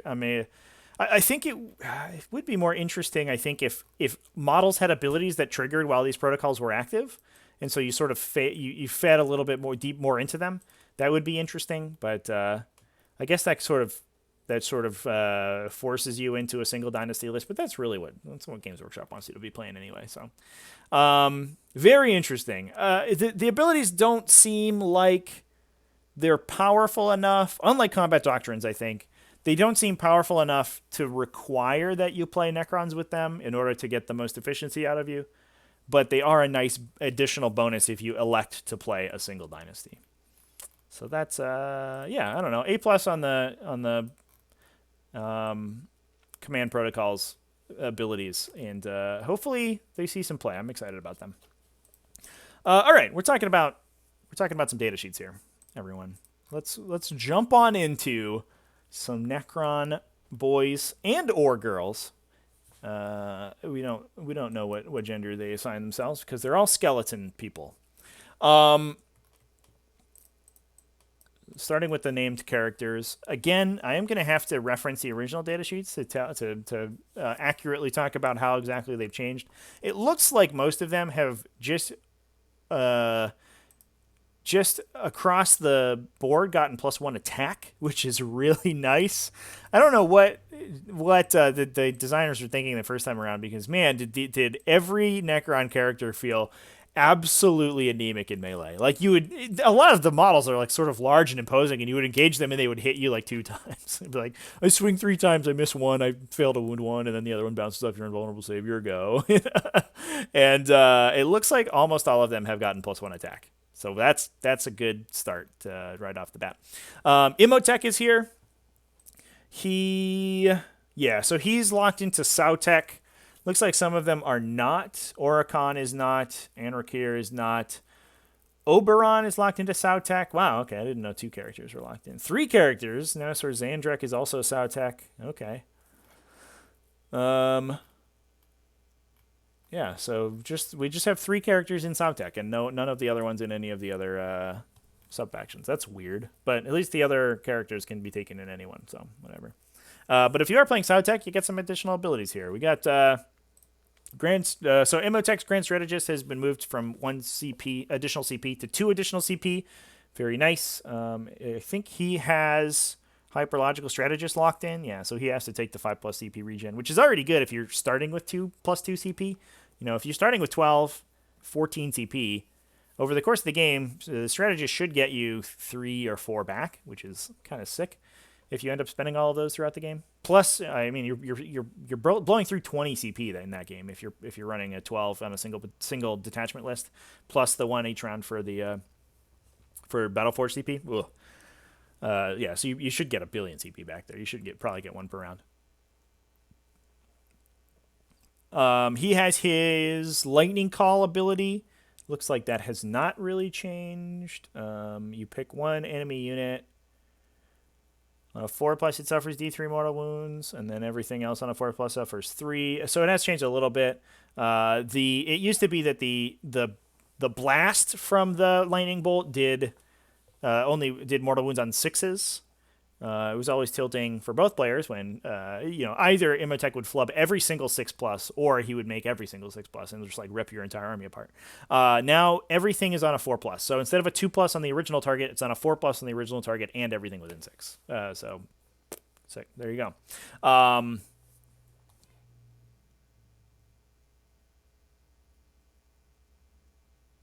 It also... you get character protection against it. It used to be that you just could not target characters, but now you can if they're closest visible. And you're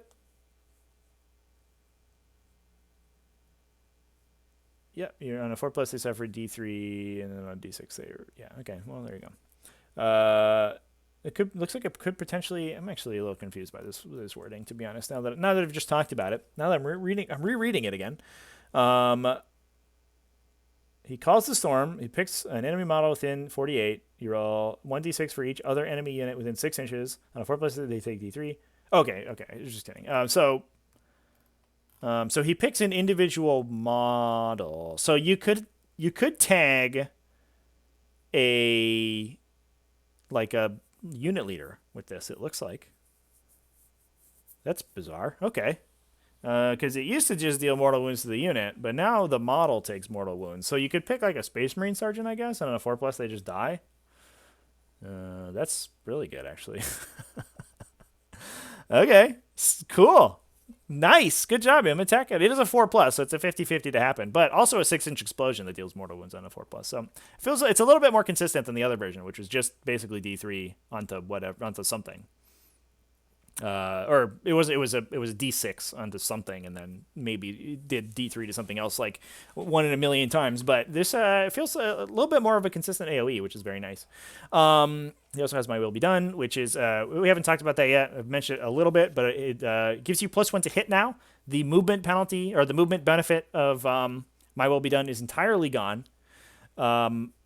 But on the flip side, all of the lords now have this 6-inch aura of +1 to move. So it's not quite as good as My Will Be Done, I think. It affects a larger swath of the board, obviously. And it affects themselves, too, right? Yeah, so these guys are all +1 move over what it says on the tin, which is kind of funny. But you can't pick something and then like go do something else and have that still apply, unlike My Will Be Done. So you also, it only affects cores, and My Will Be Done only affects cores. So you may not be able to pick like big tanks and stuff with it, which is sad. We'll have to take a look at what has core in it. It looks like oh, excuse me. Yeah, I misspoke. It looks like the characters themselves don't have core, so they will not be affected by the aura. Just your basic boys. So that's my bad. I wonder if they kept sort of the same rationale that they did for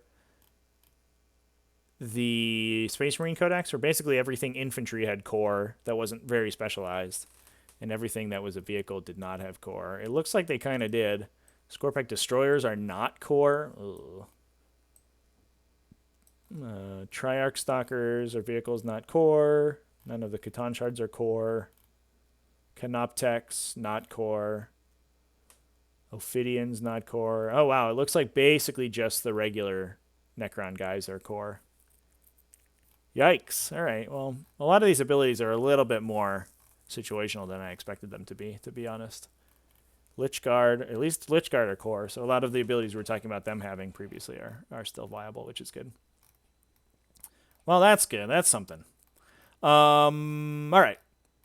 Going back to these characters. So that is Imotech the Stormlord. He also hits for strength 6, 2 flat damage, 4 attacks in melee. Reasonable, but not good. He also has his heavy flamer, which is nice. And Rakir the Traveler has a Tachyon arrow with him. Very nice. Gonna take a look at his old data sheet, see how he's changed. Again, +1 attack, which is very good. These are both nobles, I should say as well. They're both also overlords, but he doesn't have this guy does not have a keyword. So interestingly, he affects any Necron unit, whereas Imotech will only affect Sautech units with his abilities. So if you are taking a mixed detachment, you could have the exact same ability that affect different swaths of models. Like this guy will affect Sautech and other stuff, whereas Imotech will only affect other stuff, which is kind of weird. Anyway, he gives +1 attack within 6. That used to be within 3, and it is only core units. But it's any core unit. It used to just be infantry. So that's Lichguard. Hey. He also lets you take over vehicles. That looks like it's basically the same. It used to be on a 4+, you would take over a vehicle. Now it is, you have to roll 3d6 and beat their leadership value, 2d6 if they're Titanic. So a little bit tougher to hit Titans with it. You're rarely within 12 inches of them anyway.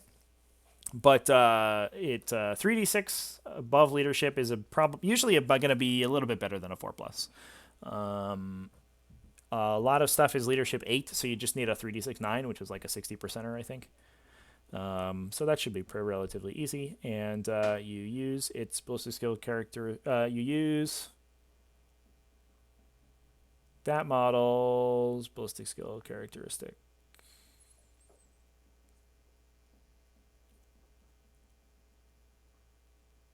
Oh, but you shoot with Anrakir's ballistic skill is what that's saying. Okay, yeah. So it hits on a 2+. That's pretty good. I had that guy take over a Pulsar Executioner one time. And just kill a Librarian with his Laser Destroyer, which sucked. So that's very nice. Yeah, hits on 2s. So it doesn't matter if you've degraded the vehicle, too. It's also at the start of your shooting phase, so you probably have the ability to do it before you take any shots at that thing. I don't know. Vehicles are going to be less, I think, especially sort of really punchy vehicles are probably not going to be particularly well fielded right now, so I don't know how effective that's going to be, but it's nice to have in the bank just in case. And then he also has the Relentless March, My Will Be Done abilities as well. And a Phase Shifter for a 4+ invulnerable save, which I believe Imhotep does as well. Yeah, Imhotep also has the invulnerable save, and he can do My Will Be Done twice, which Anrakir cannot. But +1 attack for your core infantry, that's a pretty good buff to have, in addition to being able to affect anything with your My Will Be Dones. Anrakir seems like a pretty nice guy to have around, especially since that's a 6-inch aura instead of a 3-inch aura. And it's infantry, not models, right? Yep. Or units, not models. So, the 6-inch aura affects units.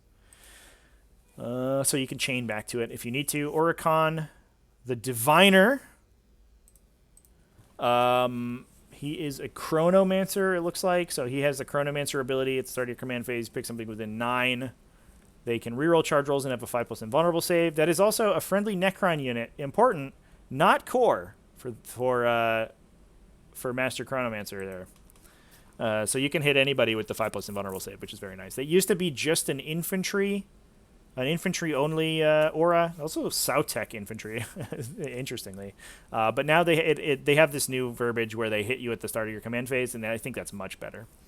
You can also pick vehicles with it, very nice as well. For 6 power, this guy's probably 120 points, so a little bit more expensive than he was in 8th, but I think pretty reasonable. He did not go up in attacks, but he has this ability where he gets empowered in you roll less than the battle round number on a d6. So it cannot happen on turn 1, on turn 2.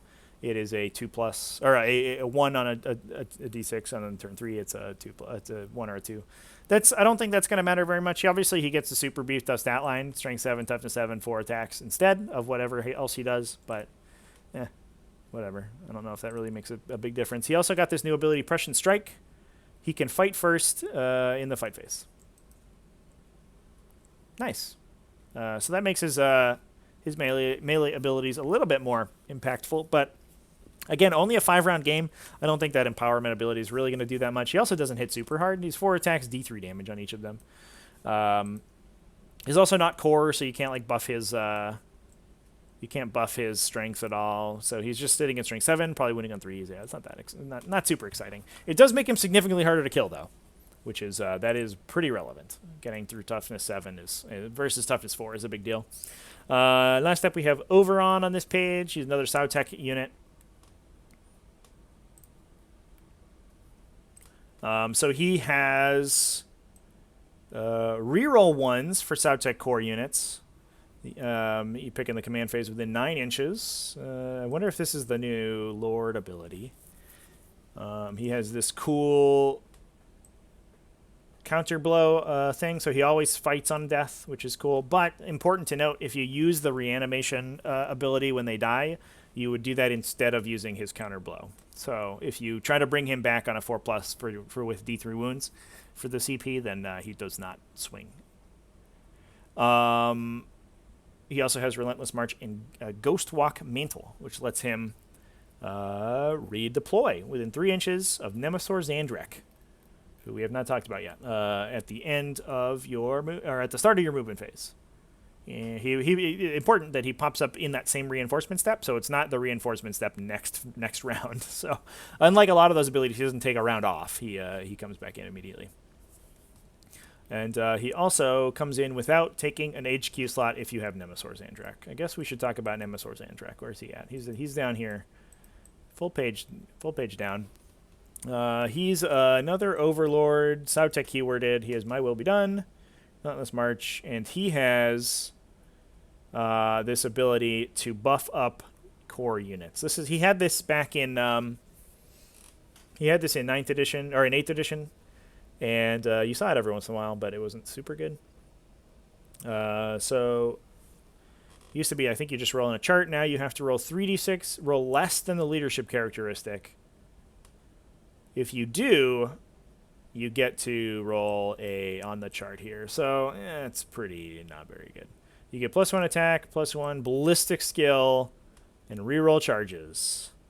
Yeah, it's very situational what those buffs go on. You know, things that you want +1 attack or reroll charges, you probably don't want +1 ballistic skill on. So like, and it also happens only about half the time. Trying to roll a 9 on 3d6. Yeah, I don't think that guy's worth it for that ability. He also has his counter tactics ability, where you can block people from using a stratagem when they declare it. That's really good, actually. That might be. It's a one. He's just a free Vect, Agents of Vect. Wow. Okay. So that's what you'll be bringing him for. His madness thing here, you probably don't really want to be doing, but once per game Agents of Vect is pretty good, and then also you get Oberon Faux Freezes, or at least without taking up the HQ slot if you take him. Illuminator Ceres is the Psychic Awakening model that Necron's got. He just got buffed up super hardcore from his original incarnation, where I think he was on like he had little teeny spider legs. He was very silly looking, and he got a big new model with 7 wounds and a big toughness or whatever. I don't believe that he's unfortunately, I don't know if he's super duper good. He's expensive. He doesn't hit super hard in melee.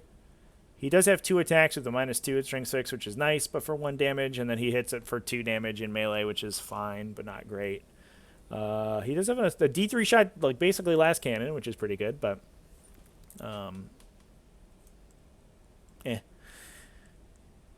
So the big thing here, he can be taken in any dynasty, which is nice. I think it's important that these models don't have a bracketed dynasty keyword, so they also will not benefit from any of your standard dynasty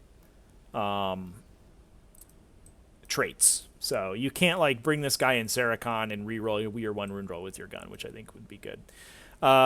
But importantly, he has the heal ability, so he can reanimate D3 models if he wants. He also has he mixes psychic tests.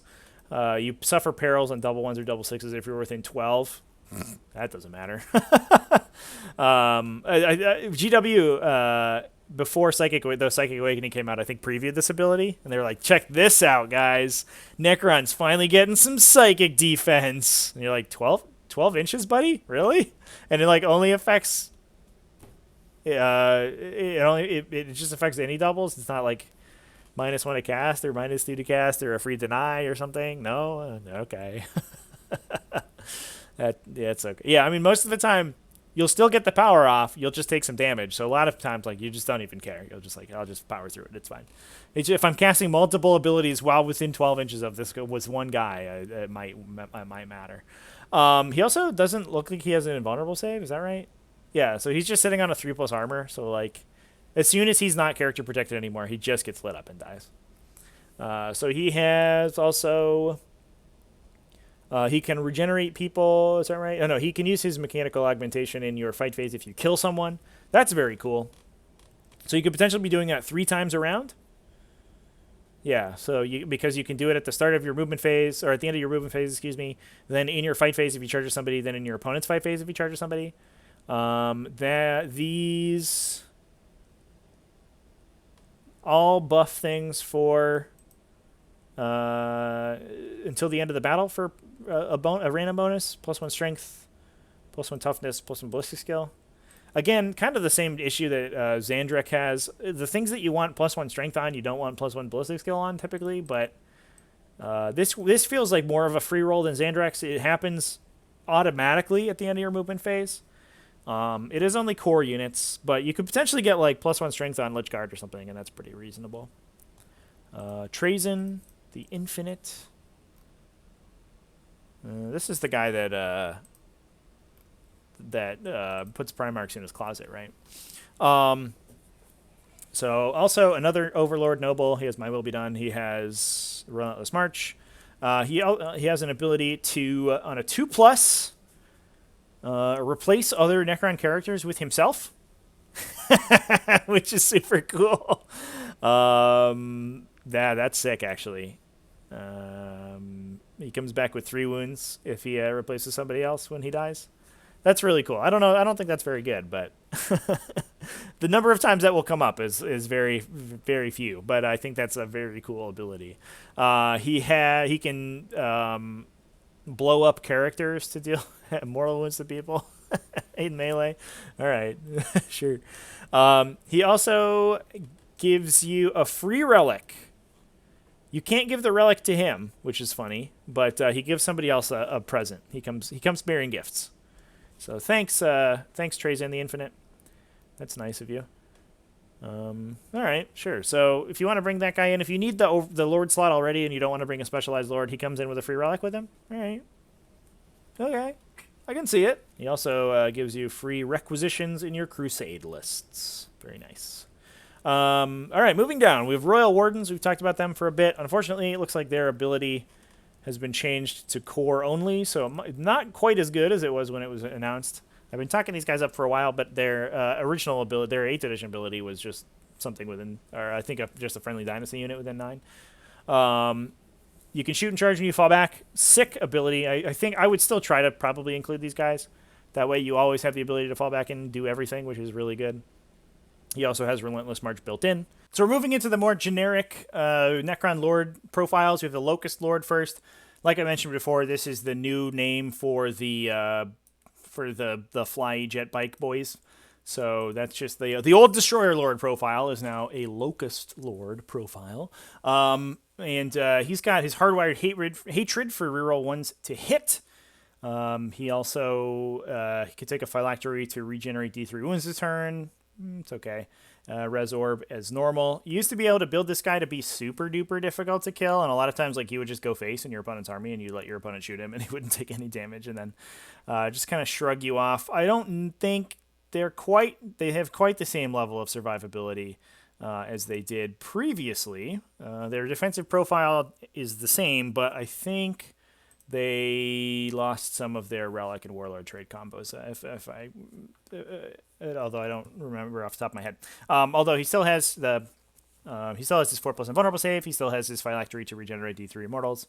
Yeah, it seems fine. It seems okay. He also, I think all of the Scorpeks, or all of the destroyers, have this 6-inch aura for reroll wound rolls of 1 for any destroyer cults within 6 inches of them. So they're sort of opening an avenue to build kind of a destroyer cult themed list, where instead of trying to build it around the core unit focused options, you're going to be trying to build it around these destroyer lords that have that aura.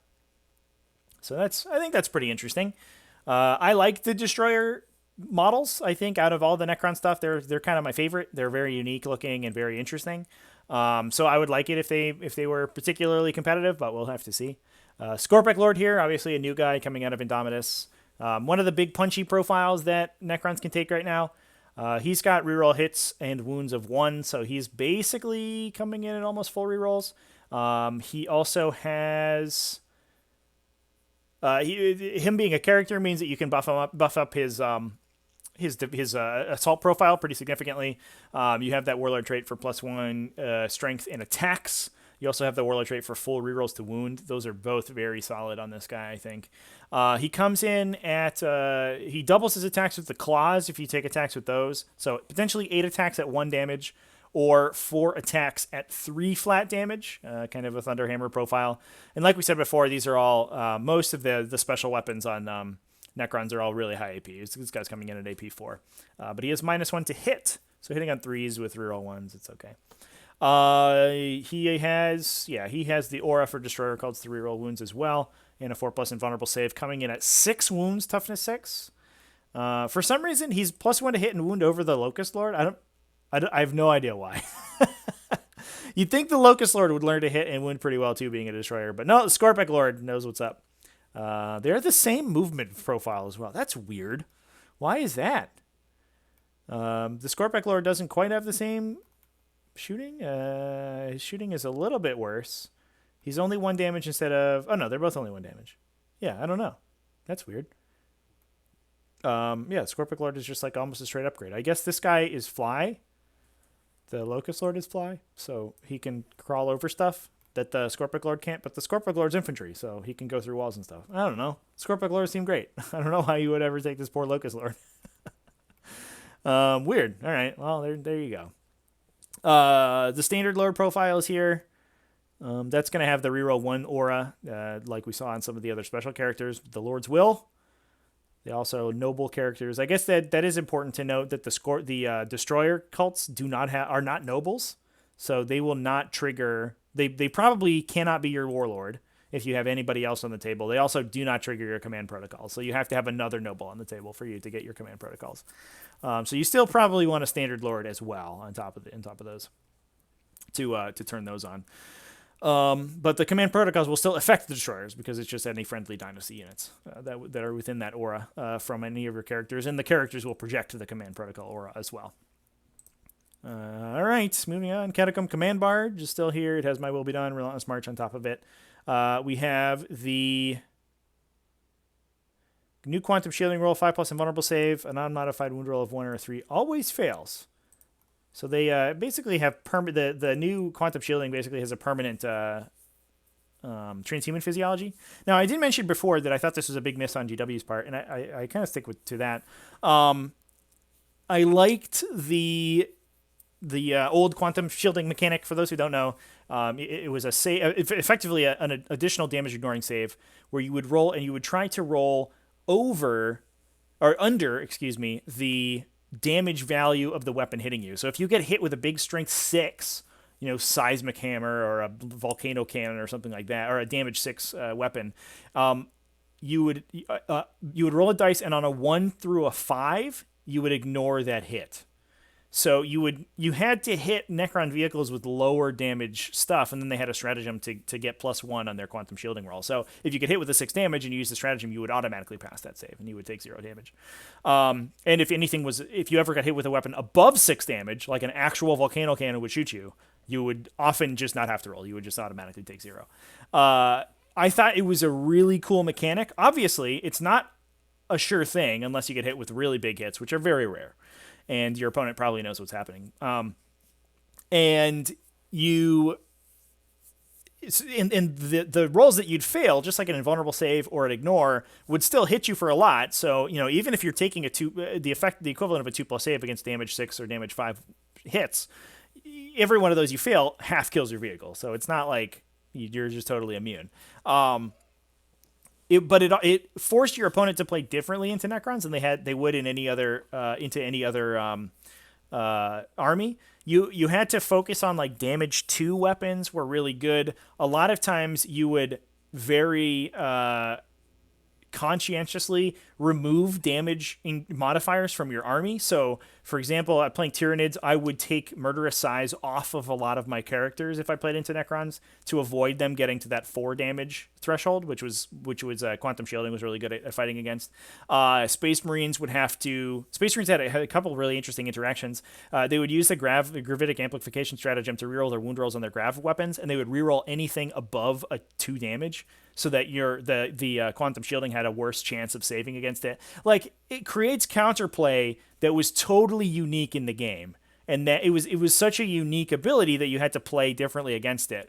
I mean, sure, there was a bit of a negative play experience in there for people who didn't know what it did, but I mean, I don't know. Read your opponent's data sheets. Once you play once against Necrons, you know what the rule is, and you can play against it appropriately.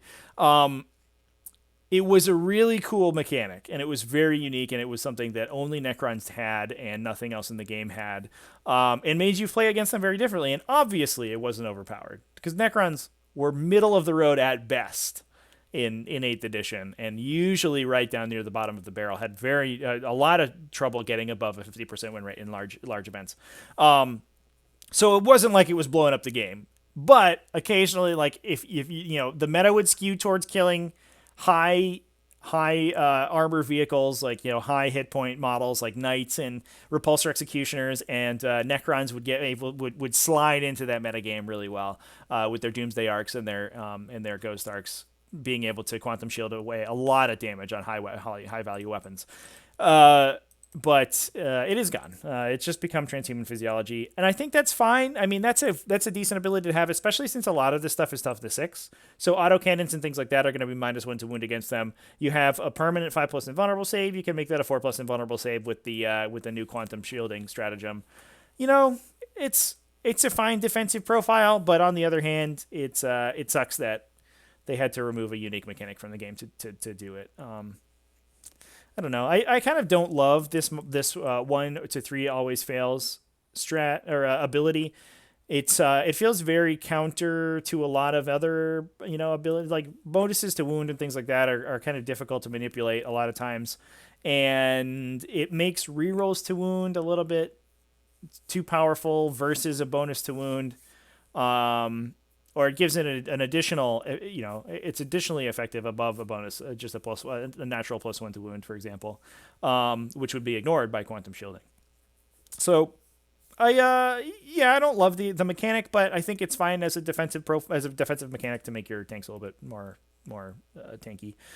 Interestingly, the Catacomb Command Barge is a 9 wound character vehicle, so it can be character screened, which is excellent. I'm actually surprised that we don't really see these things more often, because typically the ability to screen vehicle characters is very powerful. You also get a weapon, a lord profile on the top of it. So 4 attacks hitting on 2s at a strength 6, strength 5 -2. You can also put a war scythe on that instead of the staff of light if you want. You can take Tesla cannons instead of the Gauss cannons. I guess the downside is that the weapons aren't very good. The Gauss cannons for strength 6, D3 damage, but only 3 shots is fine, and it's only one of them. Yeah. I guess the flip side of this is it's expensive for not much damage output, but it is a cool profile to have in any case. Standard Overlord profile is here. He has the ability to take tachyon arrows now. Instead of just like the Indomitus profile has him, so that's pretty good. Moving over, the Crypteks I think are a very important part of the Necron. They've always been an important part of the Necron faction, but now they're even more so because they have these additional support abilities. The Cryptek profile has been split into 4. We now have Technomancers, Chronomancers, Psychomancers, and Plasmancers, all of which have slightly different abilities. I believe they all have... they used to all be able to give bonuses to reanimate, but they don't anymore. It looks like only the Technomancer, which is sort of the classic Cryptek profile, that has the healing ability, the Rites of Reanimation. It also they have this Dynastic Advisor mechanic, where you get to bring a Cryptek without taking a battlefield roll slot in a detachment for if you have a noble. So yeah, that's pretty good. So this mechanic's been cropping up a lot. We talked about it quite a bit in the Space Marine book. It was a little confusing there. I had to take about 10 minutes to parse through it, unfortunately. But the command squad mechanic in there let you take a bunch of the sub characters without taking a battlefield rolls, as long as you took company veterans to sort of be their command squad. I think it's very cool, and it'll come into play a couple times. It means you can sort of spam these Crypteks. They're relatively cheap. They can do a little bit of damage, and they have some powerful support abilities. So like you bring a lord, you get a Cryptek for free. You can bring 2 more Crypteks in a battalion if you really want to, or 1 in another lord if you want those buff abilities all over the place, which I think is pretty good. But let's talk about what makes each one unique.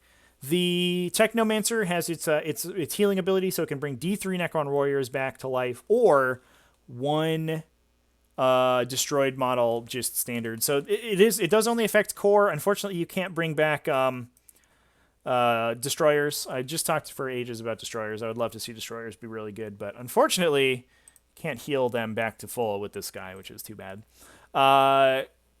You can, although I think there is one of the Arcana abilities, I believe, lets you reanimate non-core units. But Yeah, maybe. I mean, maybe that's worth it, especially if you have the stratagem to heal 2 different ones. I don't know. Seems like a lot of work to be perfectly honest, but maybe it's okay. The Chronomancer has its Chronometron ability. That's a really big deal. It gives a 5+ invulnerable save to any unit, any dynasty unit within 9 at the start of your command phase, and it reroll charges. Sick. What an awesome ability. I would have a tough time not putting one of these guys in every single one of my lists. You can put that on tanks. You can put that on destroyers. You can put that on whatever you want. Buffs their threat range, buff their survivability. Excelente. Sounds good to me. He's also got a pretty good gun. D3 plus 3 damage on an 18-inch range gun. Sure, why not? Sign me up. It's got some little chrono tendrils, so he attacks 1 billion times in melee. And all right, it's fun. The Psychomancer has some morale test affecting stuff. It is a Nightmare Shroud, so enemies within 6 inches subtract 1 from their leadership characteristic. That used to be a relic.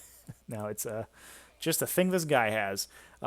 His special ability, roll 3d6, try to beat your enemies within 12 leadership characteristic. If you do, you get one of these things. They can't perform actions. They lose obsec. They have advance and charge rolls, or they cannot overwatch or set to defend. Losing obsec, probably the most relevant one from that. You can imagine this guy versus like Custodes just like rips Robsec right off of a unit of bikers or something. The timing's kind of bizarre though. It affects your opponent's command phase more than it does your own, because it affects you in your morale phase, so end of your turn, which means that you if your opponent's trying to control an objective with obsec and you outnumber them on that objective, obviously they will lose it during their scoring, but then they'll have their whole turn to go through. So when it's back to your turn, they can just kill all your models and you won't have that objective anyway. So it seems relevant, but I don't know how good it is. It's also only a 12-inch range, so you have to be like right up in the fight. So like having advancing and charge rolls is probably not that good if you're already within 12 inches. I mean, if they're only move 6, like they're gonna have a tough time getting to you, but I don't know. I think I like again, like we talked about this a little bit in the Space Marine book. I like that there are mechanics that impact actions. I don't like that they probably won't be that useful. So Psychomancer, I don't know, he seems extremely situational. I don't know if I would be trying to fit a Psychomancer into my list. Plasmancer is just there to deal mortal wounds to people. It's sort of the fight phase of 4+, they deal mortal wounds to people. At the end of your movement phase, you can shoot 1 mortal wound onto the closest 3 enemies.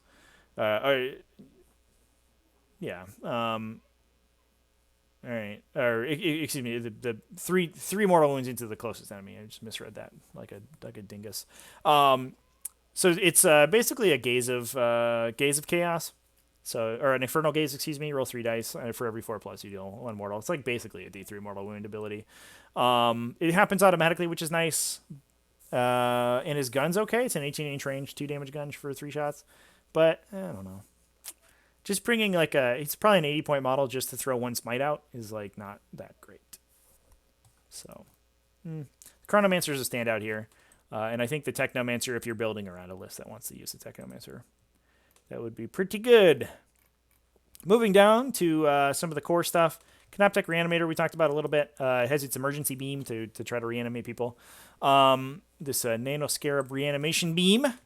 In your command phase, you select the Dynasty unit within 6, and it gets +1 to reanimation protocols. So with the stratagem, you can use it during your opponent's turn when they shoot you to emergency get +1 to your reanimation protocols, which is very cool. Unfortunately, this is a non-character 6 wound model at toughness 5. So if it's very important, I mean, you could hide it. This requires line of sight to the visible model, but if you have like a unit chained back and you have it hiding behind line of sight blocking, and you have like a unit back here, and you could shoot his beam at them, I don't know.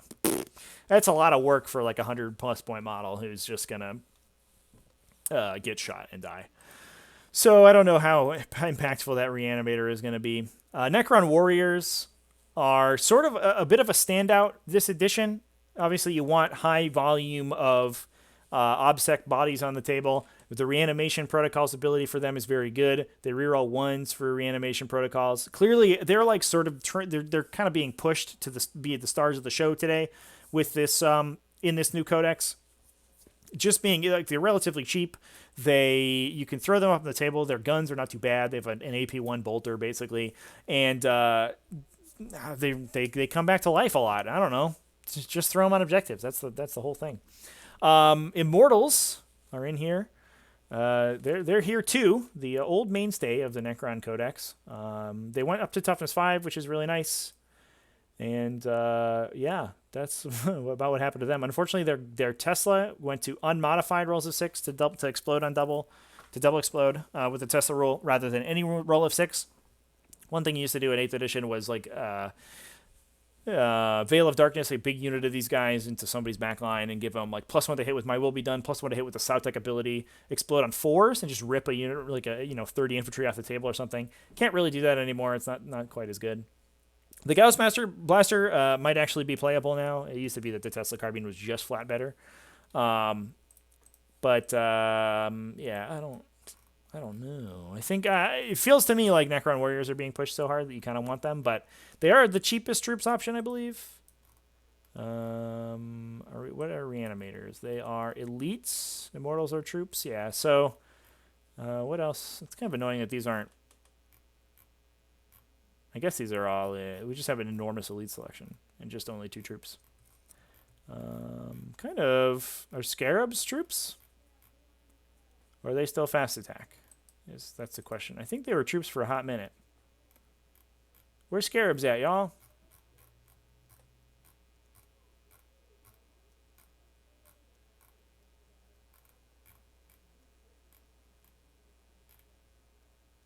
Am I blind?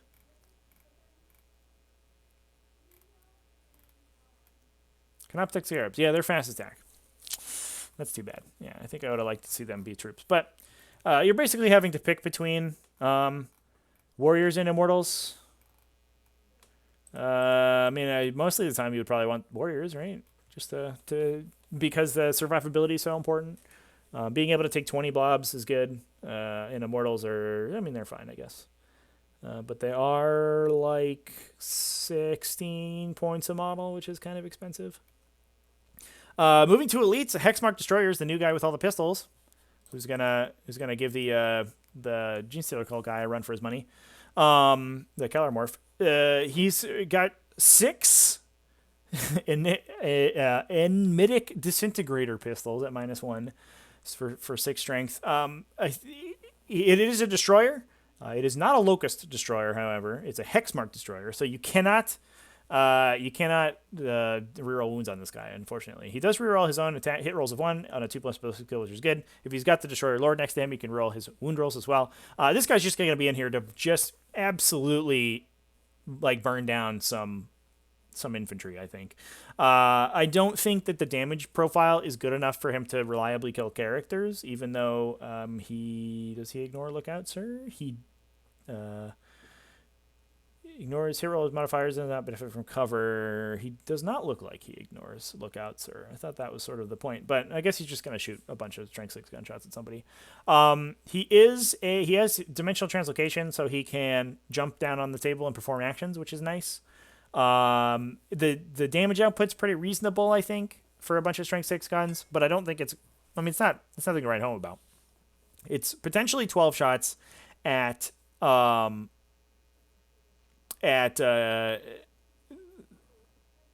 strength of 6 if you're just killing infantry. If you're shooting, intercessors or something, like you might kill 1 or 2. So it's less impressive than I would have liked. I just assumed that this gun was coming out at flat 2 damage, and this guy could sort of rip through medium infantry really well, but it doesn't look like he can really do that. So he overwatches on 2+, which is nice. He always hits on 2s, and you don't get cover against them. It's also this is one of the first times we're seeing no benefits of cover. You do not uncover to your armor save, so he ignores dense cover as well, in addition to also ignoring hit roll modifiers. So who cares? It doesn't really affect anything. But he also he has this multi-threat eliminator ability that lets him double tap his pistols after he kills something, so he can shoot his pistols 1 additional time after he kills a model. Hexmark Destroyer seems fine. It's a cool unit. I hope it ends up working out because it's a really cool model. But I'm not like particularly scared of Hexmark Destroyers if somebody puts them on the table against me. If they were 2 damage, I would be, but they're not. Lich Guard. I've been talking way too much about Lich Guard. It looks like they've lost their +1 invulnerable save stratagem, which is a big loss. That was sort of what was keeping them alive. Their Dispersion Shield got the Storm Shield ability, so it gives you +1 to your armor save. So now they're sitting on a 2+ armor save instead of just the 4+ invulnerable save, that is a buff for sure. They're also core, so they can be affected by all these things that benefit core units. You can bring one back to life with the Technomancer, which is nice. They are 2 wounds, though, so trying to reanimate them sucks, which is a little awkward. One of the biggest and the most annoying things about Lich Guard is like you would take a 10 brick of them, and it was so difficult to pull them off the table because the reanimation was so oppressive. Like they would reanimate like 6 wounds of 3+ invulnerable save every turn. You'd be like, I want to die.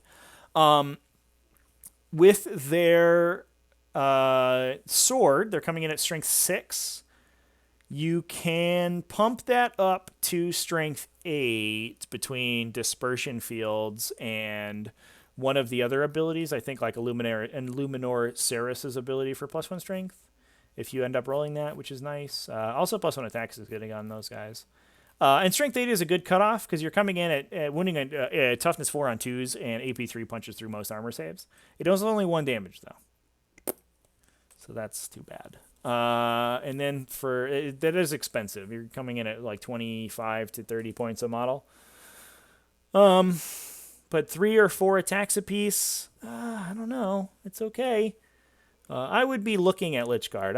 Unfortunately, I'm not. I can't say for sure that I think they're an incredible model because I'm not as experienced with Necrons. But Lich Guard were already good at the start of 9th edition. I think they're probably they're a good paradigm of unit. So I would be considering them. Flayed ones are here. They're 1 wound. They are not core, so they can't be affected by all this stuff. You're -2 leadership while you're next to them. Okay. They reroll. They have exploding 6s against vehicles, or against non-vehicles, excuse me. And then they have their 2 CP fight twice, which is okay. You can take 20 of them in a unit. Is that worth it for a fight twice? They're only strength 4. You can buff them to strength 5 with. Oh no, you can't buff them with dispersion fields. Yeah, I don't know. I don't think I would bring these guys. They're cheap though. It looks like they're only 6 points. Is that right? The issue is, they have dimensional translocation, excuse me. So they deep strike. That's kind of their thing, and you want them to get in to turn the deep strike. So you really need some buffs to charge, and you have a couple ways of doing that. To get, you could potentially get an 8-inch charge with rerolls if you stack some of the dynasty traits and stuff. But yeah, strength 4 -1 damage. I feel like it's a lot of work for not too much payoff. But maybe just spamming them to sit on the table and run at people and be relatively annoying is okay. If they are 3 power for 5 models, yeah, I guess, with the points sections in the back. I'm actually just going to look at their points right now. Let's look at Flayed Ones. Oh, they're 13 points a model. Oh, yeah, that makes sense. Yeah, I was just mathing right in my head like an idiot there. Yeah, a power level equates to 20 points, not 10. Excuse me, everyone. If I remember, I'll edit this part out with me looking stupid. But if I don't, congratulations, me talking about 6-point Flayed Ones for about a minute. Yeah, I don't know. I don't think I would take Flayed Ones. I'd probably leave those guys at home. Death Marks. Big buff to their stat line here. It looks like they are AP +2 on their weapon. So not quite heavy intercessors here, where they don't have any weapon profiles whatsoever. But their weapon does improve your armor save if you're shot with it. So that's pretty good. If only they could shoot friendly models and improve their armor save against enemies. That would be nice. Yeah, that's an awkward typo. But I think the intention there is that it subtracts 2 from the target's armor save. They also ignore Lookout Sir with that gun. It's a 36-inch range. Wow, this is a whole host of buffs on Death Marks here. 36-inch range, so plus 12 inches of range, +1 strength, plus 2 AP. They ignore Lookout Sir, deal additional mortal wound on the wound roll of a 6. They also, importantly, have that strat. They have dimensional translocation built in, and they have the strat to come in as a reaction to an opponent's unit coming in, and then you can shoot them. That's very cool. Especially because I actually think that this unit is sick right now. And a part of the reason for that is because you are everyone, for the most part, is trying to deep strike stuff into your deployment zone, and having 10 death marks sitting in the waiting in the wings for a couple points and just to jump in and kill them when they pop in. Like if you're going to jump in, I don't know, like 5 warp spiders or a lictor or 5 Tempestus Scions. These death marks will kill the crap out of them when they pop in. Their gun is heavy, though, so that's awkward. That kind of sucks. So maybe they won't kill quite the crap out of them. But they will deal a bunch of damage. And if you can kill that unit or make that unit run away before it completes its deploy scramblers, I think that you have denied your opponent 10 points. So I think Deathmark seemed like a big win in my book. And also just having this unit, like this AP2 unit that can sit on your back objective and shoot 36 inches is like, it's nice to have. But being the intercept ability that they have is really good. It kind of creates an interesting mind game as well, because if you have death marks, you could try to fake out your opponent and make them not deep strike their deep strikers. That would be that's really cool, actually. Reserve faves, like pre-game mind games. The hunters from hyperspace are going to get you. That's very cool. Cryptithralls, I actually think are kind of sweet. They make your Crypteks immune to shooting if you're sitting next to them. They also they hit relatively hard. I think I talked about this when they were originally announced. They get +3 attacks and +1 to hit when they're within 6 inches of a Cryptek, which they probably will be if they're sitting sort of near your near your guys. And so this two-man unit for, I think they're like 35 points, hits 12 times at -2 or -1, and shoots you for their pistol attacks as well. It seems fine to me, to be honest. Not to mention the fact that it's just an infantry unit, so they can perform actions, they can deploy scramblers in your deployment zone, they can do your other stuff. I kind of like Cryptithralls, to be honest. They also come in without taking up a battlefield roll slot if you have Crypteks. Remember, you can also bring a Cryptek without taking a battlefield roll slot as well, so you get 2 free battlefield roll slots, which is very cool. I kind of like that. It seems like one of the intentions is making single battalion or single detachment lists a little bit more competitive, and one of the ways to do that is just open up a bunch of free battlefield rolls for people. Scorpic Destroyers are in here. You can take them in units of 6 now. I believe that's new. Is it? I think so. Is it Ophidians? Are they locked into 3? Where are the Ophidians at? Who knows? They're gone. The Ophidians are... No, it looks like both of the new Destroyers went to 6 units, 6 models. So that's good. It was always weird, like you would roll to see if one of them died if they used their dark matter injector ability. and then like you would lose 30% of the damage output of the unit.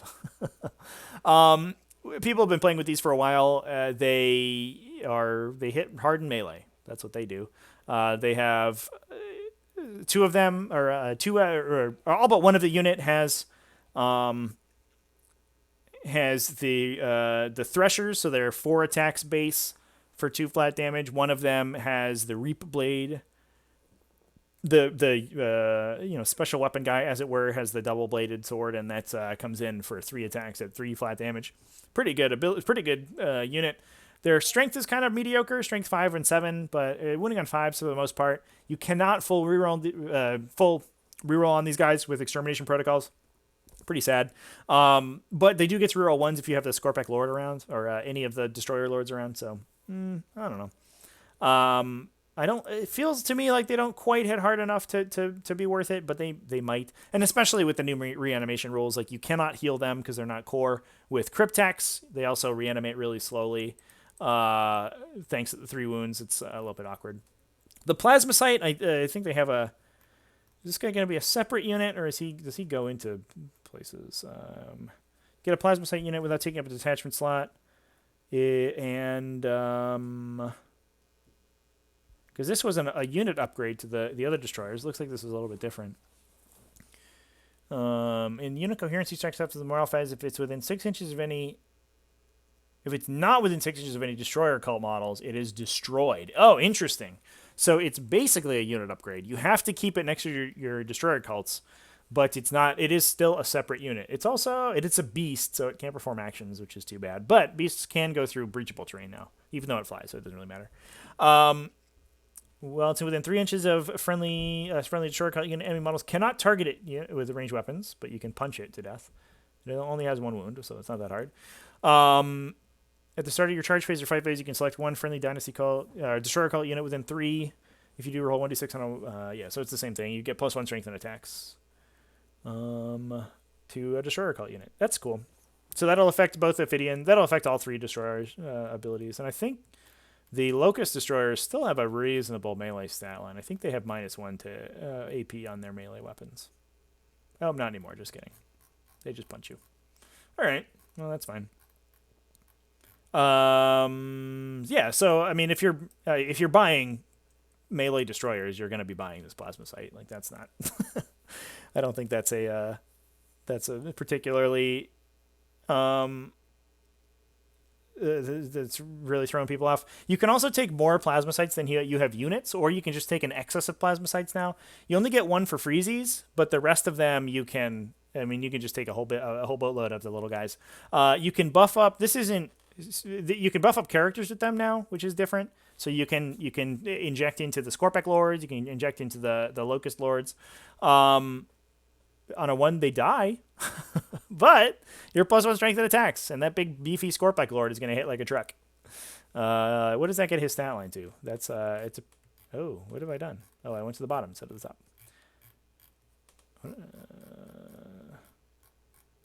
That gets his stat line to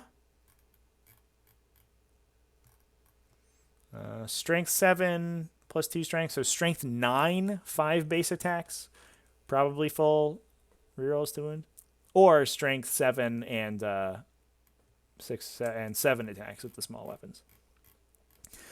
Strength 9, we're getting into Smash Captain territory, and that's where we want to be to be dealing damage to people. So, yeah, it's probably worth the 1 in 6 that you just lose like a 150 point character.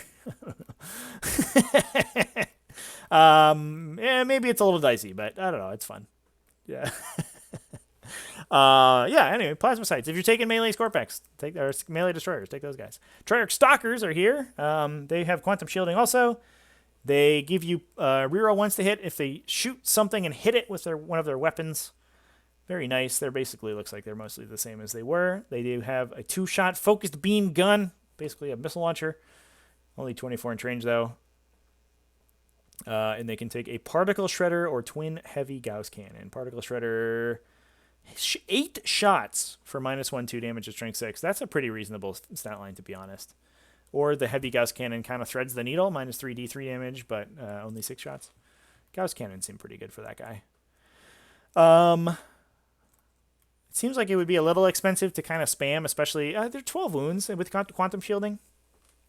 That might be an okay model to take. If you want some, they're also elites. They're not core. They're dynastic agents. Oh, interesting. So they do not benefit from your dynasty abilities because they don't have the keyword, but they don't break your dynasty abilities because they're dynastic agents. That's annoying, actually. Kind of wish it was just you could take it in Saracon and have reroll to wound. I don't like that dynastic agent ability anymore, to be honest. Before we talk about Catan, we'll just talk about the other Cryptek stuff. Spiders can regenerate scarabs, it looks like. Yeah, you can reanimate in your command phase 1 scarab swarm. If you take the Fabricator Claw, they can repair vehicles in your movement phase, and if you take the Gloom Prism, you get to deny a psychic power. All right. Seems okay. Pretty cheap for them. But again, they are like a 6 wound toughness 6 guy. They're just going to get shot and blow up for the most part. And they don't really deal much damage, unfortunately. So mostly taking them for their support abilities. And that sick model. Look at this guy. What a cool guy. Scarab Swarms. They're still here. Unfortunately, Swarms are not infantry. They cannot perform most actions. So a lot of times you won't really be seeing these guys. They also can't deep strike, but they are relatively fast. I mean, it's nice to have cheap units that can run around. I think these are like 30. These are like 12 points a unit. 12 points a model. And they're fast and they fly, and so you can run them to objectives and things and keep them in the back, but I don't know if you need it, to be honest. There are some other good options, although I think fast attack is going to be a pretty open battlefield role in this codex. Elites looks very full. I mean, there's like 12 elites options, right? 4, 7, 8, 9, 10, 11, 12, 13 elites options in this codex. So your elite slot's going to be hotly contested, and the heavy support is always hotly contested for these guys. So fast attack might be a place to go. We have Praetorians in there. We have Scarab Swarms. But if you just want a real cheap unit that can run up and grab objectives, maybe Crypteks are the way to go.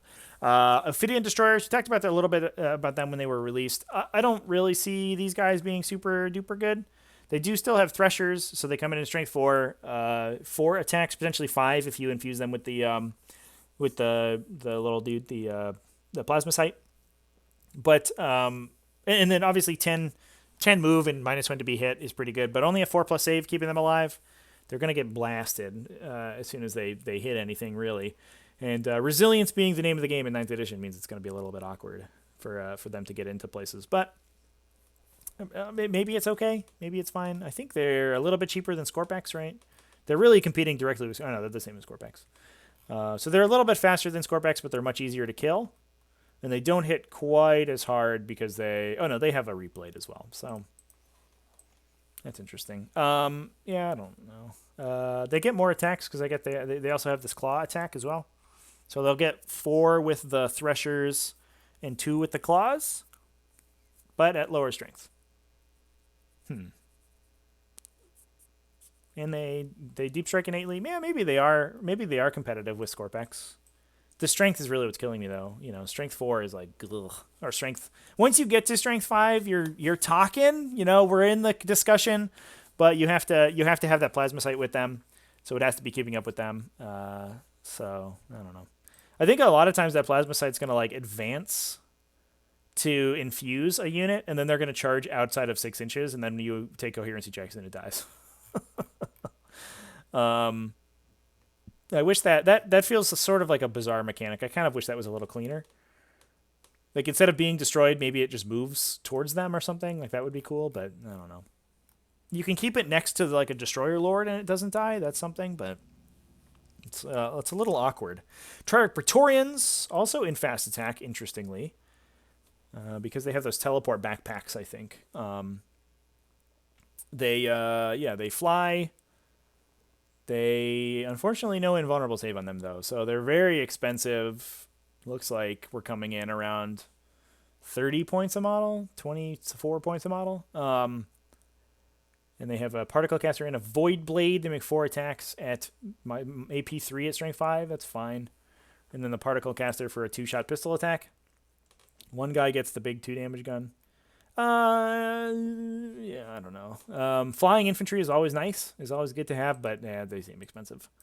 Tomb Blades are here. They have obviously the ability to advance and shoot. The stratagem, like we read earlier in the Codex, feels like forever ago. Yeah, I mean, Tomb Blades are okay. And there's not much to say here. The Shield Veins, I believe they get +1 armor save with Shield Veins. Is that right? Yeah, Shield Veins give them +1 armor save. Shuttle-In gives them 5+ invulnerable save. They're super fast. They're relatively difficult to kill. 2 wounds each. They have reanimation protocols, which is nice. Again, 2 wound models have kind of been beamed a little bit by reanimation, but it's not the worst. It's unfortunate, like if you lose 1 Tomb Blade, it kind of to each shooting attack, it kind of sucks because reanimating that guy is harder. It's weird that it's easier to reanimate a single model when more of them die, but that's just how it is. They have a Assault 6 profile on the Particle Beamer now.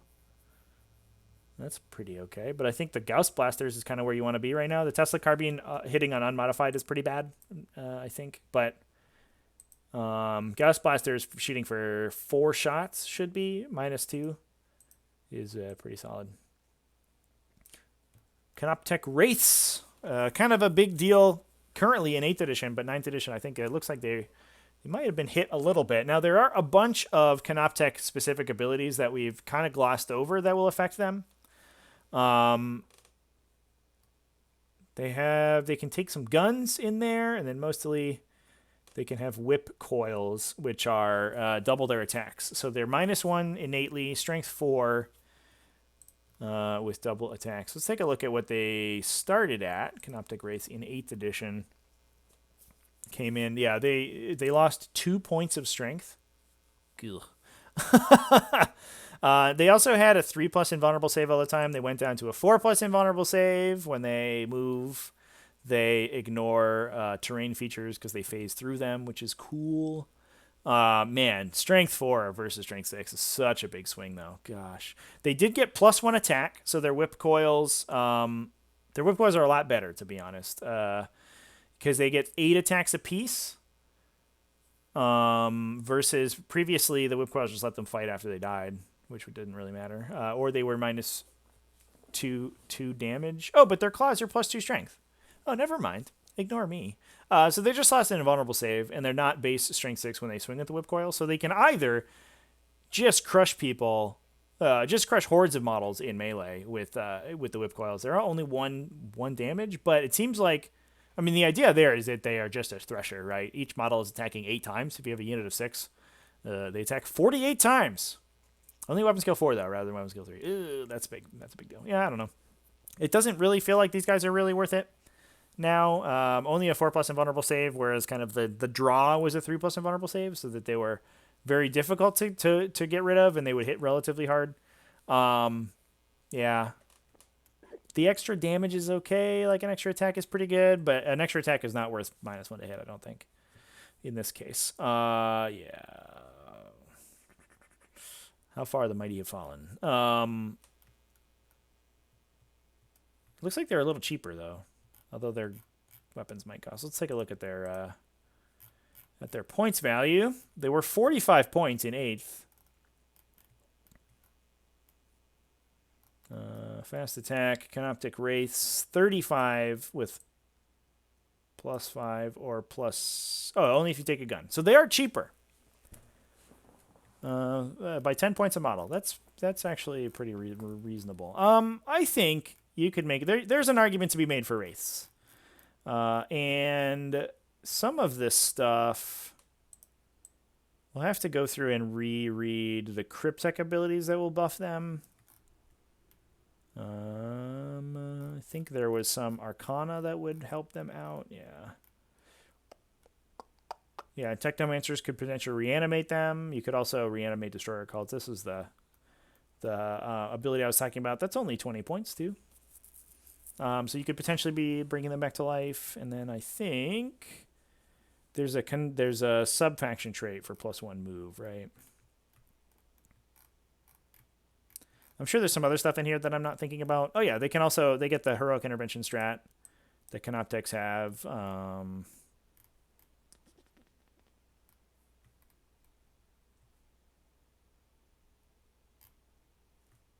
So I guess there's some play there. And for cheaper and more attacks, it's kind of an awkward trade, but if you need them just to thresh your infantry, I mean, they'll sure do that for sure. So, yeah, there's a little bit of play, I think. I don't know if that's really... Honestly, thinking about the meta, that's not really something that I would want, at least for now. It may be that, especially with Space Marines being so much... Or looking like they may be so much worse at killing hordes of dudes, because they're not just going to, like, randomly throw 20 attacks with full rerolls at you. I mean, in some builds they won't. In some they sure will.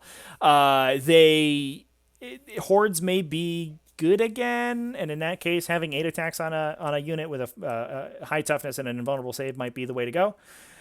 I think it's too early to say. Necrons have generally been okay at clearing hordes of infantry. Just Gauss, like sort of mass Gauss flayers, typically do it pretty well. So I don't know if they need a specific model to do it, but yeah, I don't know. We'll have to see. I think there's definitely something still in this data sheet that I think is probably pretty reasonable. All right, before we move to heavy support, we should go back and talk about all the Catan shards. I think it makes sense to compare them all directly with one another. We talked about scarabs and swarms. So these are the last of the elite slots that we haven't talked about yet. Transcendent Catan, so that's your generic Catan shard, gets interestingly, picks its shard abilities before the battle. It only gets one of them, or you can randomly determine two, but you get to do that before the game, so you know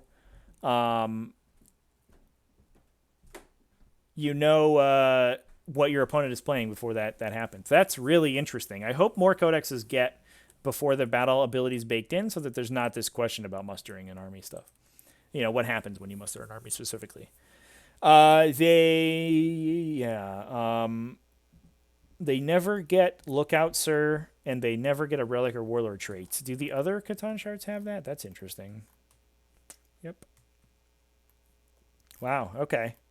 I think one of the powers of them is previously is that they were basically like the super psyker that was sick at punching. Like, look at this profile. Super good at punching, and also had character protection and had a pretty beefy stat line. But now they don't get character protection anymore. That's a big deal. They all have this Necrodermis ability, so they have a 4+ invulnerable save and can never lose more than 3 wounds in the same phase, which means it always takes at least a full round to kill them. And that's if you're damaging them in all 3 phases. So if you are shooting them for 3, psychicking them for 3, and then punching them for 3, they'll die. But that will rarely happen. Normally, it will take 3 single shooting phases to kill them. They also have living metal, so it's probably more. Actually, this thing looks impossible to kill, to be honest. If you're not exposing it to psychic powers, it can only lose 3 wounds a phase and heal 1 of them. So it takes... If you're only shooting it, it takes 4 rounds to kill it. Is that right? Yeah, you'll deal 3. It'll heal back to 7. The next turn, you'll deal 3. You're going to hit it for 2 more. 2 more, 2 more, and then it dies. It takes the entire game to kill one. Wow! So you have to kill it in melee, really. And it has a 4+ invulnerable save on top of that. Ooh, boy, that's brutal.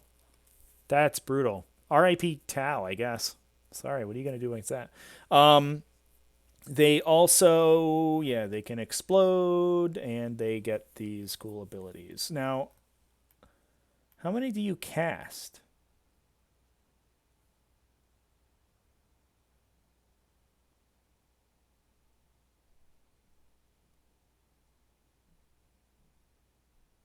Oh, the powers are down here. Oh, okay. I think I misread this. So it has random abilities, but the abilities are not the same as the Catan powers. It casts 2, and it knows...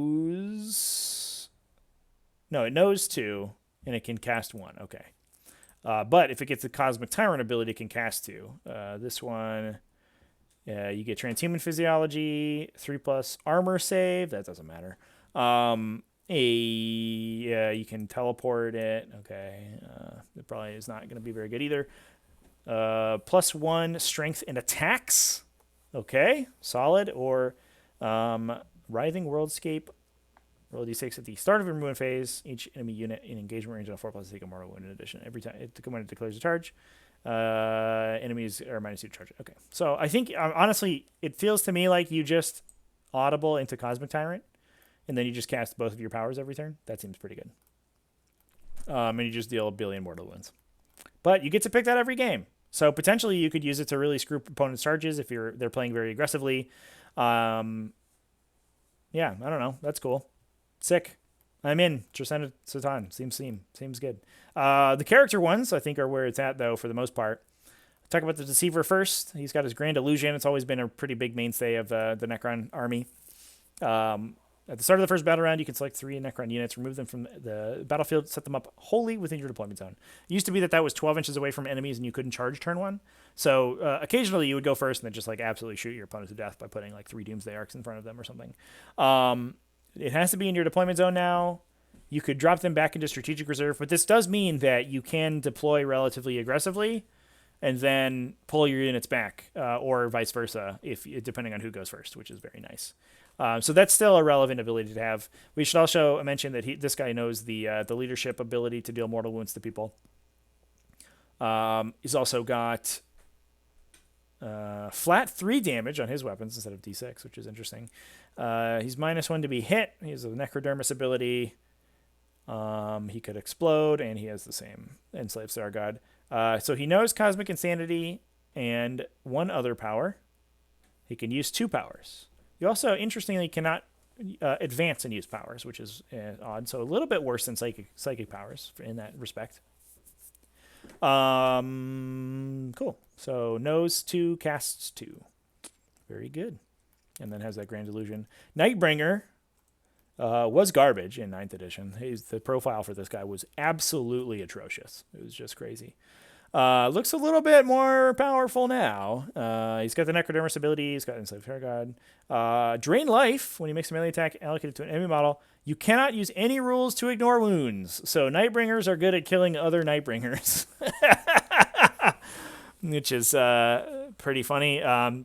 That also means that you ignore any wound ignoring rolls. So on a 5+ ignore a wound. No, get out of with that. That's very relevant actually.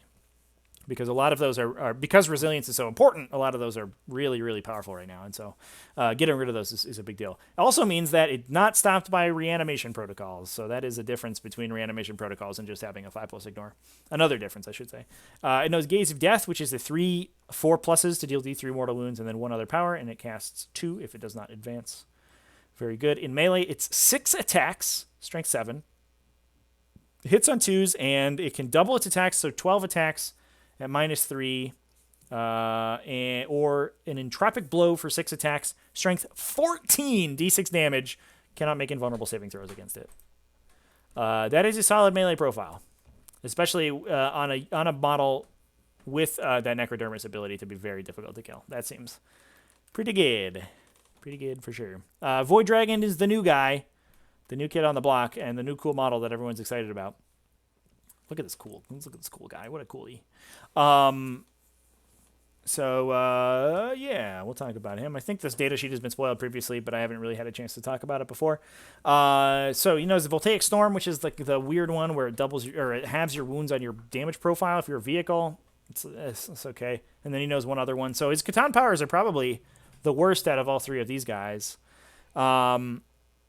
He also has all the same abilities the other ones do, but for every time a vehicle is destroyed as a result of an attack or Catan power made by this model, on a 2+, it regains a wound. So that's on top of the Necrodermis wound, so you could potentially be regenerating 2 or 3 wounds a turn if it kills multiple vehicles.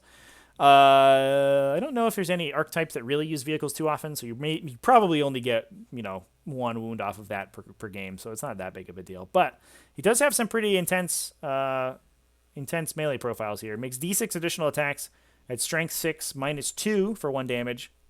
He's got 5 attacks at strength 6 strength 9, d6 damage, d3 +3 against vehicles, so it turns into a heavy laser destroyer almost. And then he can shoot a strength 9 d6 damage, d3 +3 against vehicles. Okay, so they're also they're monsters, so they also don't ignore the -1 to move and shoot heavies. So that's good to have. Nightbringer seems like the standout to me out of these. Void Dragon seems also good. I mean, they're all good. It's not like I wouldn't kick any of them out of bed if they farted. Let's be fair. Also, I mean, look at these abs. What a guy. Woo. Looks like they're pretty expensive. $360 probably is the points cost. I'm sort of like, I wonder how many I could fit into a list, just rattle off a plethora of mortal wound powers and put these 3 big idiots in your opponent's army into your opponent's face. They don't have the Dynasty keywords, so they aren't affected by Dynasty abilities. So I was like, immediately like, ooh, can I make them obsec and run them up? That would be cool. But I mean, they seem really decent. Catan shards. Ooh, gosh. Oof. Very cool. Very cool abilities on these. I'm not looking forward to playing against them for my mostly shooting centric armies. You got to play pretty well rounded to kill Catan shards, it looks like. Moving down to the second to last slot here, heavy support. We're gonna go pretty quickly through these. Annihilation barges have guns. They have a Gauss cannon and a Tesla destructor. They can replace the Gauss cannon with a Tesla cannon, so they can shoot 3 Tesla shots, total of 13 shots. I don't know. Yeah, Annihilation barges have never really impressed me. They're just too easy to kill, I think. Like, that's an easy 2 points on Bring It Down that your opponent gets pretty quickly. Doomsday Arcs are back. Looks like we got a little bit of a points up on them. They did get +1 to their save, which is relevant, I think. Quantum Shielding went to the 5+ invulnerable save. So unfortunately, I was excited about giving Doomsday Arcs an invulnerable save on top of their Quantum Shielding. That might be one of the reasons that Quantum Shielding moved to an invulnerable save. But not toughness 6 is always a bit of a problem for them because like autocannons would wound them on 3s, and that doesn't Quantum Shielding ignores that now, so that's nice. Yeah, their cannon is good. Having a Gauss flare array to shoot defensively is good once you get engaged is very nice because obviously they can't shoot their big gun while they're in melee because it is a blast weapon. The question is whether or not Doomsday Arcs are still playable. It feels like they still are. I mean, their gun profile hasn't changed. They're a little bit easier to kill, a little bit more expensive, which is too bad, but I think it might be fine. A lot of times, in 9th edition, your opponent has to move into the objectives. So the issue that Necrons had of not being able to see you, like you could just hide from the Doomsday Arcs and you wouldn't get shot, is no longer really an issue because you're just going to lose if you're not on those objectives. So then that gives the Doomsday Arc an opportunity to blow you up. So I think a Doomsday Arc is still playable, but it's not going to be the focus of your list anymore because you do need bodies to run out onto objectives. Also, it's importantly not a core unit, so you cannot +1 to hit it, but Necrons have never really had that issue in the past. Locust Destroyers are here. You can bring 1 heavy destroyer in the unit. You can also bring these guys in units of 1. So importantly, if you're trying to play that Zarakan Dynasty, or you're just trying to play the reroll hit or wound dynasties, then you can spam these guys out pretty hardcore. You could take 3 individuals, or you could take individual Locust heavy destroyers, and try to make the most out of those. Their Gauss cannon looks like the same. Gauss Destructor is the gun on the heavy destroyer. It looks like, yeah, the heavy destroyer either gets a strength 10 shot or 3d3 strength 7 shots with blast. 3d3 strength 7 seems like a little bit overkill. Okay. The standard the Gauss cannon profile is so good though. I would take units of 7 of these guys or whatever. I guess they are pretty expensive now. What were they in 8th edition? They actually moved from fast attack into heavy support, which is interesting. They were 55. Looks like they're so they didn't get too much of a change. They don't ignore. Oh, they do ignore moving and shooting. They do reroll once to hit. They no longer get full rerolls with the stratagem, but they reroll once to hit. They naturally reroll once to wound if you have a destroyer lord next to them, and then you can reroll all your wound rolls for these guys with the stratagem, and you can put 7 of them into a unit. Potentially reanimate them with a cryptek, or the Chronomancer can give an invulnerable save to them. I think there's some play there. To really hammer people with this big beefy unit that's going to blast people. They are still infantry, bizarrely. They didn't get changed to beasts or something, so you can still Veil of Darkness them. You can use all of the infantry buffs on them. None of that has changed. And Locust Heavy Destroyers just have 1 big shotgun. I don't know. Destroyers seem like they mostly stayed the same. Just too bad that they're not core, so you can't buff them with the core buffers. Canoptic Doomstalkers. So the new version of the Doomsday Arc, effectively. They have a 4+ invulnerable save, but importantly, no quantum shielding. So they can be wounded on 1s, 2s, or 3s. That's what changes them a little bit from the Doomsday Arc. They're also only weapon skill 4, so they miss a lot. They have this ability to fire. Each time a unit declares them a charge against a dynasty or dynasty agent within 6 inches of them, you can fire Overwatch as if it were also the target of the charge.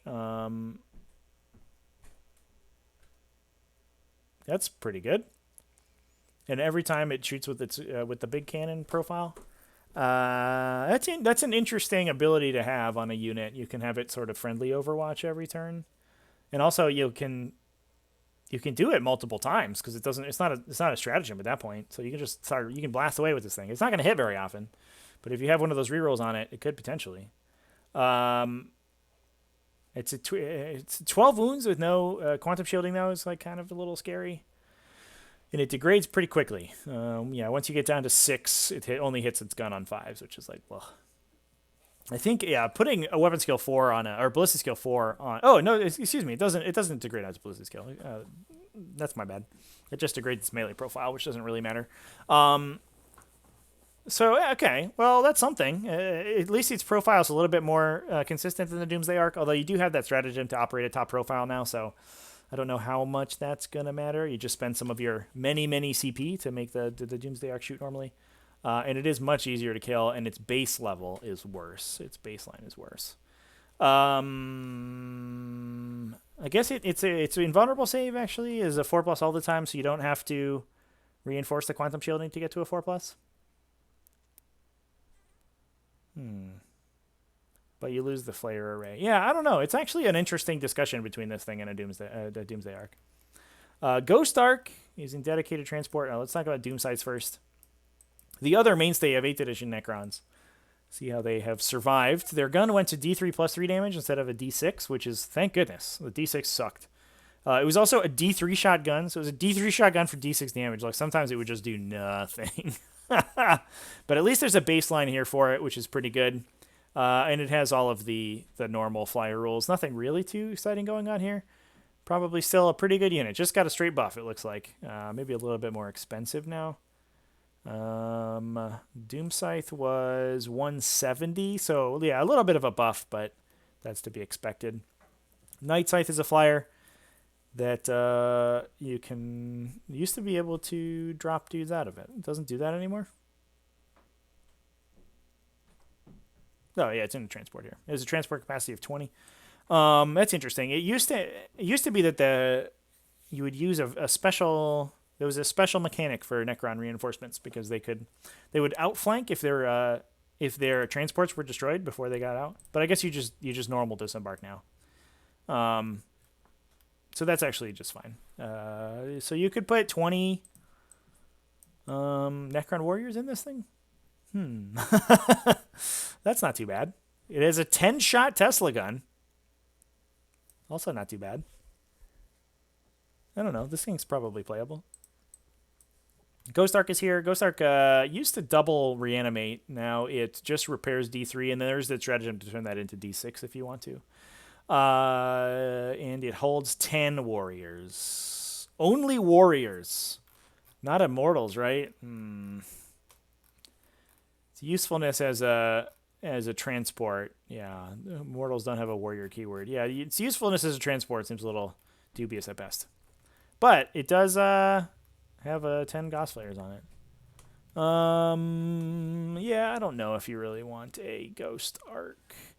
It's interesting. Its repair barge ability is named differently than the Technomancer's ability, so you could return 2 D3 models to it, which is to a warrior unit, which is pretty good. Although, I mean, in fairness, your opponent is incentivized to kill all those warriors, so it's not like telling your opponent that if they don't kill their warriors, they're in a bad way is any different than a normal, it doesn't change their target priority at all because they have to kill the warriors to score primary objective points. So if they don't kill them, it's GG. So I don't know. It might be okay. It's very expensive though for a dedicated transport, 8 power level, probably 160 points. That's a lot. For a transport that you're probably not going to be actually transporting models with. I guess you could put your characters in it. That's kind of fun. And then jump them out. But then they can't use their command phase abilities when they're inside the transport. So they're maybe not so fun. Yeah, I don't know.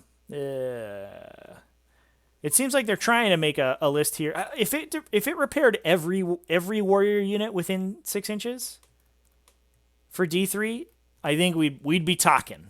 But only one for D3 feels a little bit anemic for 160 points, to be perfectly honest with you.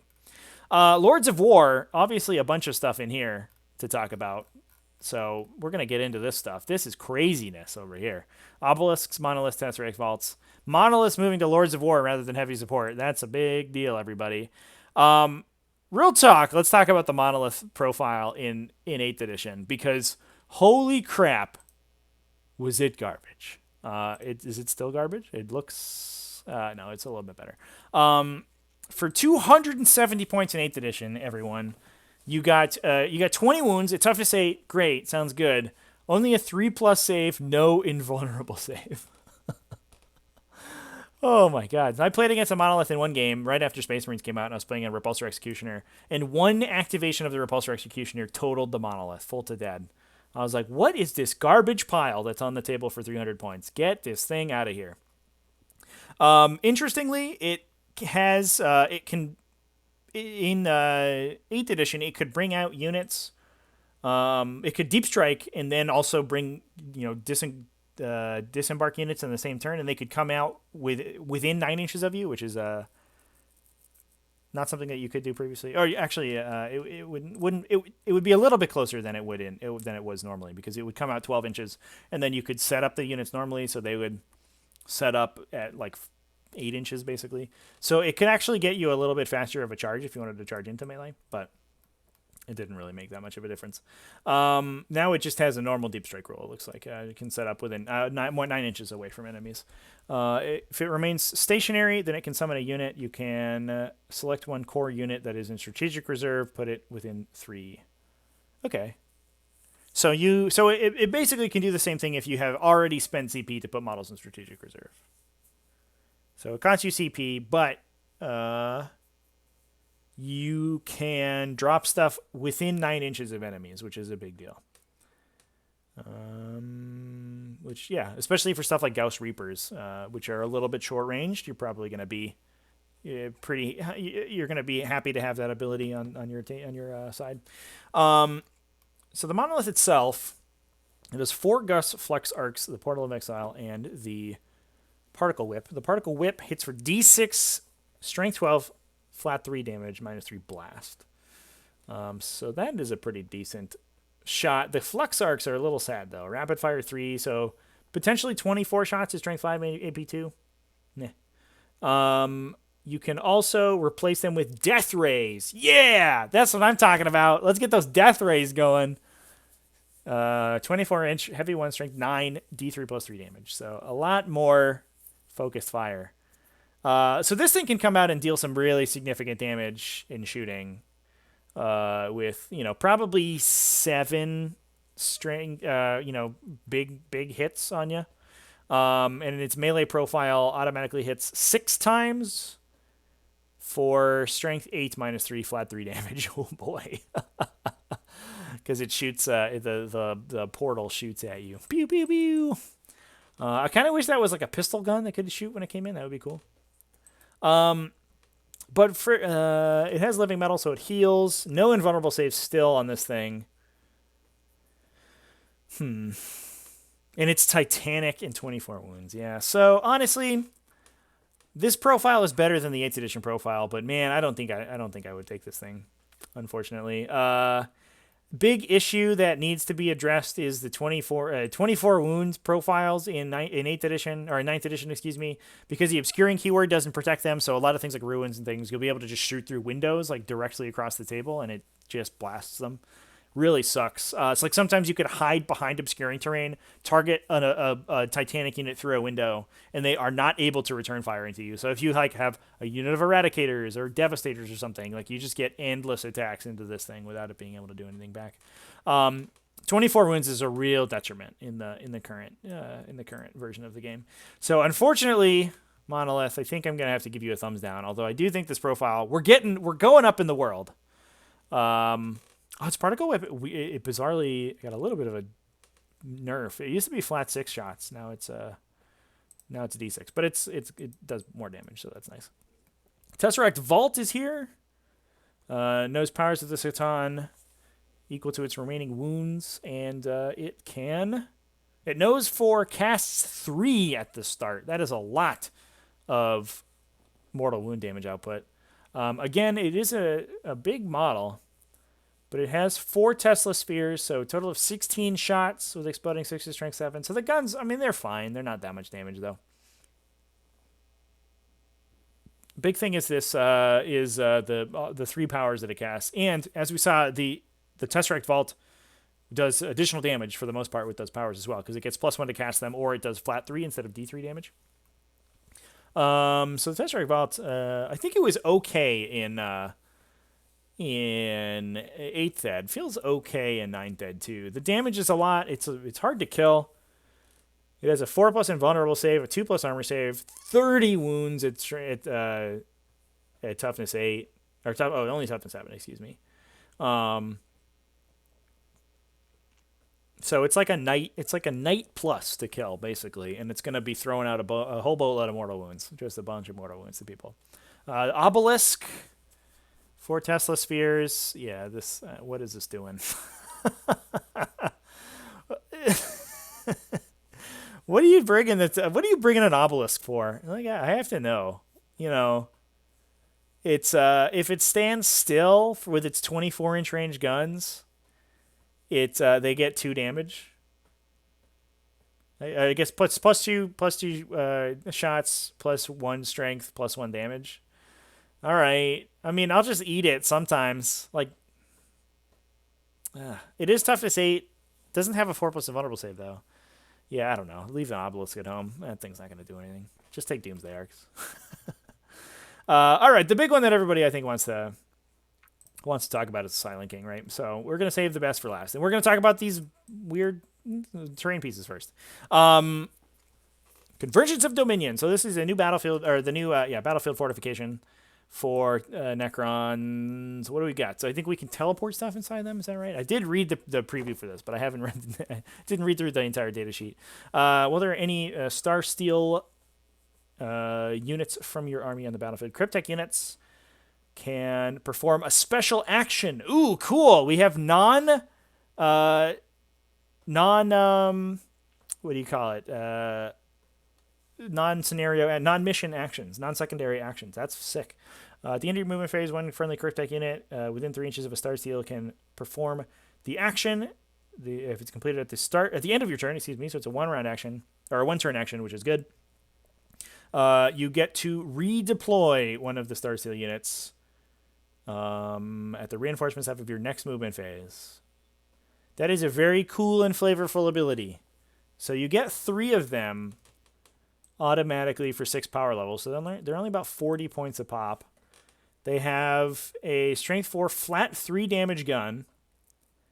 They give +2 leadership to stuff within 6. They give to core units within 6. Okay, whatever.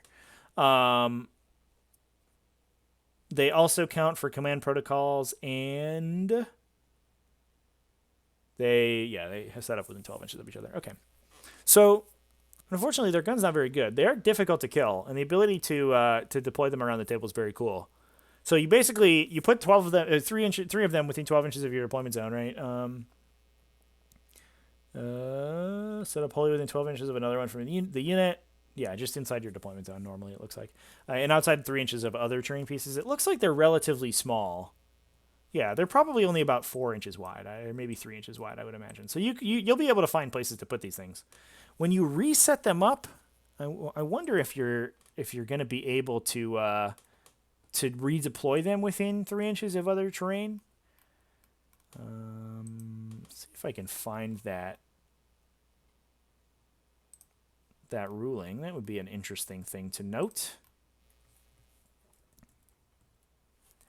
When you're setting them up on the battlefield, and the translocation protocols, does that set them up? It does set them up on the battlefield. Okay, so you can't put you still cannot put them within 3 inches of anything, which is too bad.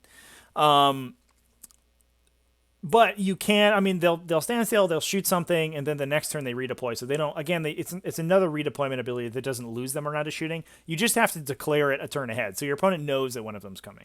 I mean, they don't do much damage, right? It's a flat 3 damage gun, but only strength 4, so it's not gonna be wounding very often. When it goes through, it's gonna be annoying. And they're 3+ ballistic skill, which is nice. But yeah, I don't. Yeah. So this isn't a particularly groundbreaking unit. I don't even think it's particularly playable, but I do think it's very cool. And I like that we're starting to see actions that aren't just keyed towards missions. So that's going to be pretty interesting to go forward with. All right. We'll talk about Sarek the Silent King. Last, but certainly not least, the new leader of the Necron faction. So interesting thing to note about the top profile. It looks like the king's stats themselves don't really degrade. He loses attacks and movement, and that's it. But weapon skill, ballistic skill stays the same, which is important. So his guns are not going to be, are not going to be degraded really at all. His melee profile is going to go down a little bit, but he's going to shoot just fine. So what do we have? I guess it's important to talk about this entire page of special rules and special abilities that this guy has. That's crazy. He can deny 1 psychic powers if he were a psyker. Sweet. Enemy units with engagement range cannot fight until eligible units have done so. So everything fights last against him. Core or Triarch Praetorian units. Triarch Praetorians are not core? Oh, I missed that. That's weird. Why are Lichguard core, but Praetorians are not? Bizarre. GW. They make out of the same kit. Come on.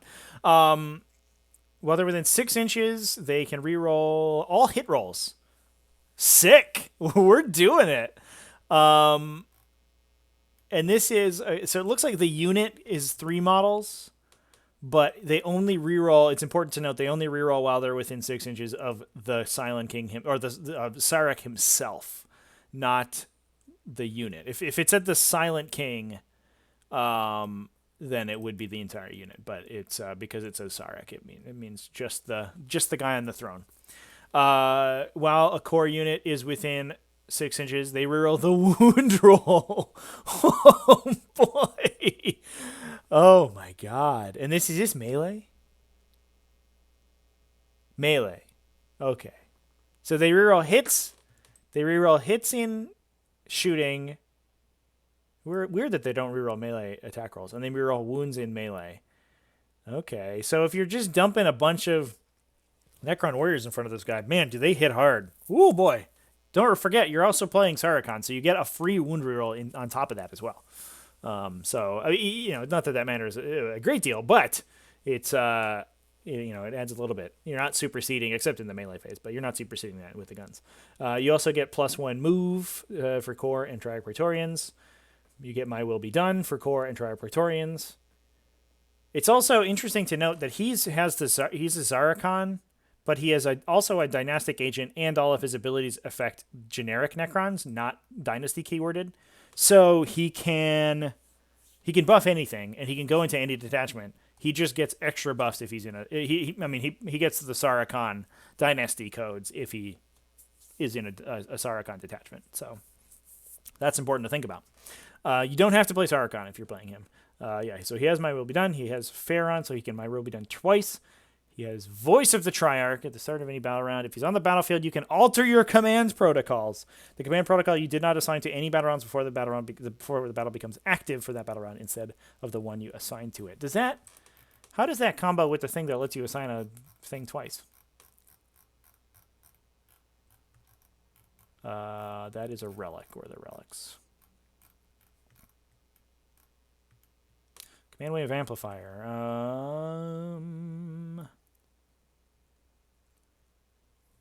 What am I thinking of?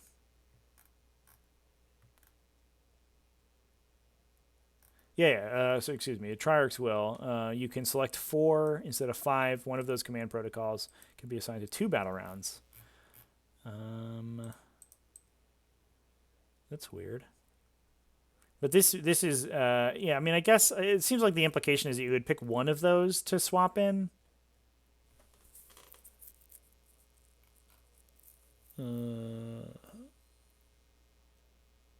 I don't know. It says the command protocol that you didn't. So it's the command protocol singular. So if you have multiple, I guess you'd just pick one, but that wording is a little awkward. You could just say you select a command protocol you did not assign to any battle rounds, and then it fixes that whole problem. But maybe they drafted the data sheet before they put the warlord trait in. I don't know. It's super weird. It's especially weird because it'd be weird if that was his warlord trait. I'm not sure where that would be listed, to be honest. I think that's in here somewhere. No, I don't see it. Anyway, I don't know what that interaction would be. Anyway, I imagine that they drafted the They drafted the data sheet before they worked out what that warlord trait was. It seems that the intention of the interaction seems pretty clear, but it's the wording is bizarre and awkward. They have the triarchal Menhir. When the unit contains any Menhirs, it does not count as a character for the purpose of the Cussor, but it hits 16 wounds. It does, okay. Each time its attack successfully wounds the unit, the attack must be allocated to one of the Menhirs. The destruction of the Triarchal Menhirs is ignored for the purpose of morale. If Sark has ever destroyed any remaining Menhirs, are also destroyed. I'm not sure how the Triarch would destroy, how the Silent King would be destroyed if all of your wounds have to be allocated to the Menhirs, but who knows? So they each have 5 wounds. So he has 26 wounds total. 10 of them are ablative. So he can lose, what is that? 18 before he degrades. Yeah, boy. They all have a 4+ invulnerable save at T7. Wow, what a monster. What a tough nut to crack on this guy. Holy crap. If he's Battleforged, you receive an additional 3 command points, and he also must be your warlord, because the dynastic codes say so. 3 command points. You start at 15. Okay, then preservative auto torpor. If he has 8 or fewer wounds remaining, he cannot make attacks with the Staff of Stars and loses the Farron of the Stars ability. Okay, so he goes to sleep. He goes to sleep if he's wounded. So he doesn't degrade until 18 wounds, or until he receives 18 wounds, but he super degrades as soon as he does, because he himself turns off. When Sark is destroyed, he could explode on a 4+. Each unit within 2d6 suffers d6 mortals. And he has the vehicle keyword, I assume. Yeah, so you can auto-explode him if you really want to. I hope it doesn't come to that point, everyone. That would suck hardcore. So what does his melee profile look like? He starts with 6 attacks, and again, he's probably going to be at 6 attacks for a while. His Staff of Stars. So he first loses Staff of Stars and Farron of Stars, and then when he gets down to 4, he loses Scythe of Dust. So Staff of Stars shoots 9 times at Strength 6. Okay, well that's fine. I guess it's only 1 damage. The Scepter of Eternal Glory shoots for 3 at 2 damage. The Annihilator Beam shoots for 1 at 6 damage. He also has a Scythe. It makes 4 additional attacks with the Scythe of Dust. Remember, this is the last one to turn off, so it only turns off when he's down to 4 wounds. 4 additional attacks, so he's swinging 10 times. 10 times total. 4 of them are strength 8, flat 3 damage, so basically a big old thunderhammer. The rest of them are either... Oh, then he also has... Jesus, this is a confusing as F datasheet. He makes a grand total of 13 attacks. 3 of them are -2, 1 damage. 4 of them are strength 8, -4, 3 damage. 6 of them are strength 9, -3, 2 damage. Oh, what a confusing combat profile, everyone. I mean, that must be... that's the 2 guys on the sides, right? Attacking? So they're each swinging 1 time, and then he's got the big swing. All right, I get it. I get it.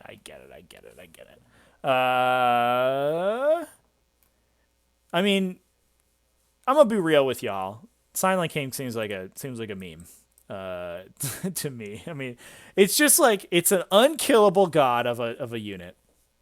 26 wounds at a 4+ invulnerable save. It's just a knight, basically. He's just a knight, but he degrades like half as fast. He hits almost as hard as a knight. Not quite as good at shooting, but hits way harder in melee.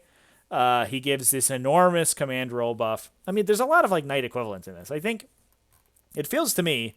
We dropped down again. It feels to me like the Tesseract, the Tesseract Arc, is kind of knight.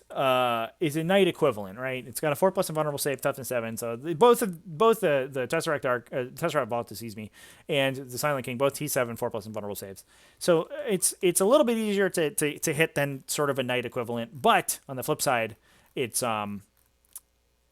they don't have to rotate iron shields at all. So you save some CP there, I guess. The difference being is that the Silent King is actually only 16 wounds. So he himself can be blocked by obscuring terrain. That's a big deal, because that means that turn 1, like on your deployment, you probably cannot shoot the Silent King. And then he buffs your entire army a million times. He gives all your warriors full rerolls to hit. He gives, he's got 2 My Will Be Dones. He's got his +1 move auras. Yeah, I don't know. Sarek seems good. I think he's a little eggs in basketsy. Also, not being able to be affected by dynastic codes mean that you can't give him obsec in any way. So, like, you get to the point at the end of the game where, like, the Silent King's the only thing left on the table, and your opponent has 1 intercessor on an objective and is outscoring you. I feel like that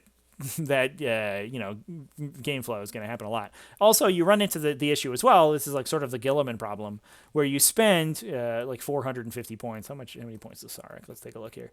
On this big, huge, effectively support unit. He does a lot of damage, but he doesn't do all of the damage. Is he a Supreme Commander? Is this the first Supreme Commander that we get? It is! We've done it! We have a Supreme Commander in the house, so you can put him in all by himself in a Supreme Command attachment, and you get your CP refunded for that for freezies. Very nice. So you can include him in armies easily. But again, he only... The Silent King. 450 points. Yeah, we nailed it. So you're spending a quarter of your army on this one model, or on these 3 models, I guess, because you have the Mainiers. And which means that you have less things than to buff with these force multipliers. So you have to be doing 450 points of work between his full rerolls and his stats. I'm not sure that his. I mean, I don't believe that his support benefits are worth it. 3 CP and full rerolls on your core units is not that good. That said, on the flip side, he also shoots a bunch and does a bunch of damage. So he's probably worth playing. I'm not going to say that I don't think the Silent King is good at all. I think he's probably fine.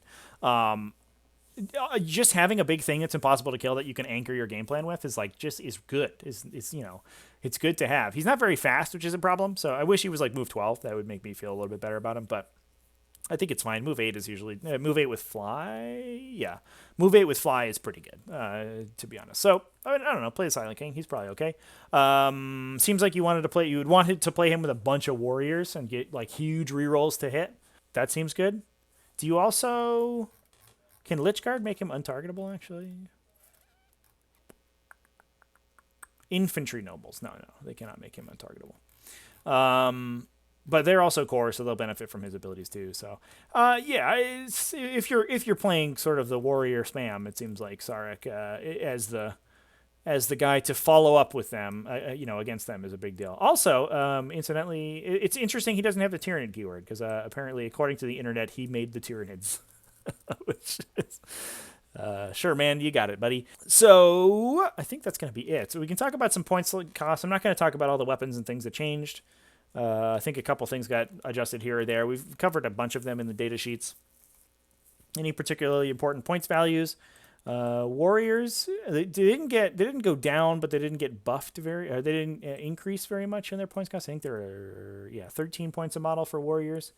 Pretty reasonable if you're taking 20 blobs for 260. That seems fine. For 20 wounds that reanimate a million times and you can heal with crypteks and stuff like that. The Catan shards are 350 for the characters. Transcendent Catan is 270. 350 seems okay for them too.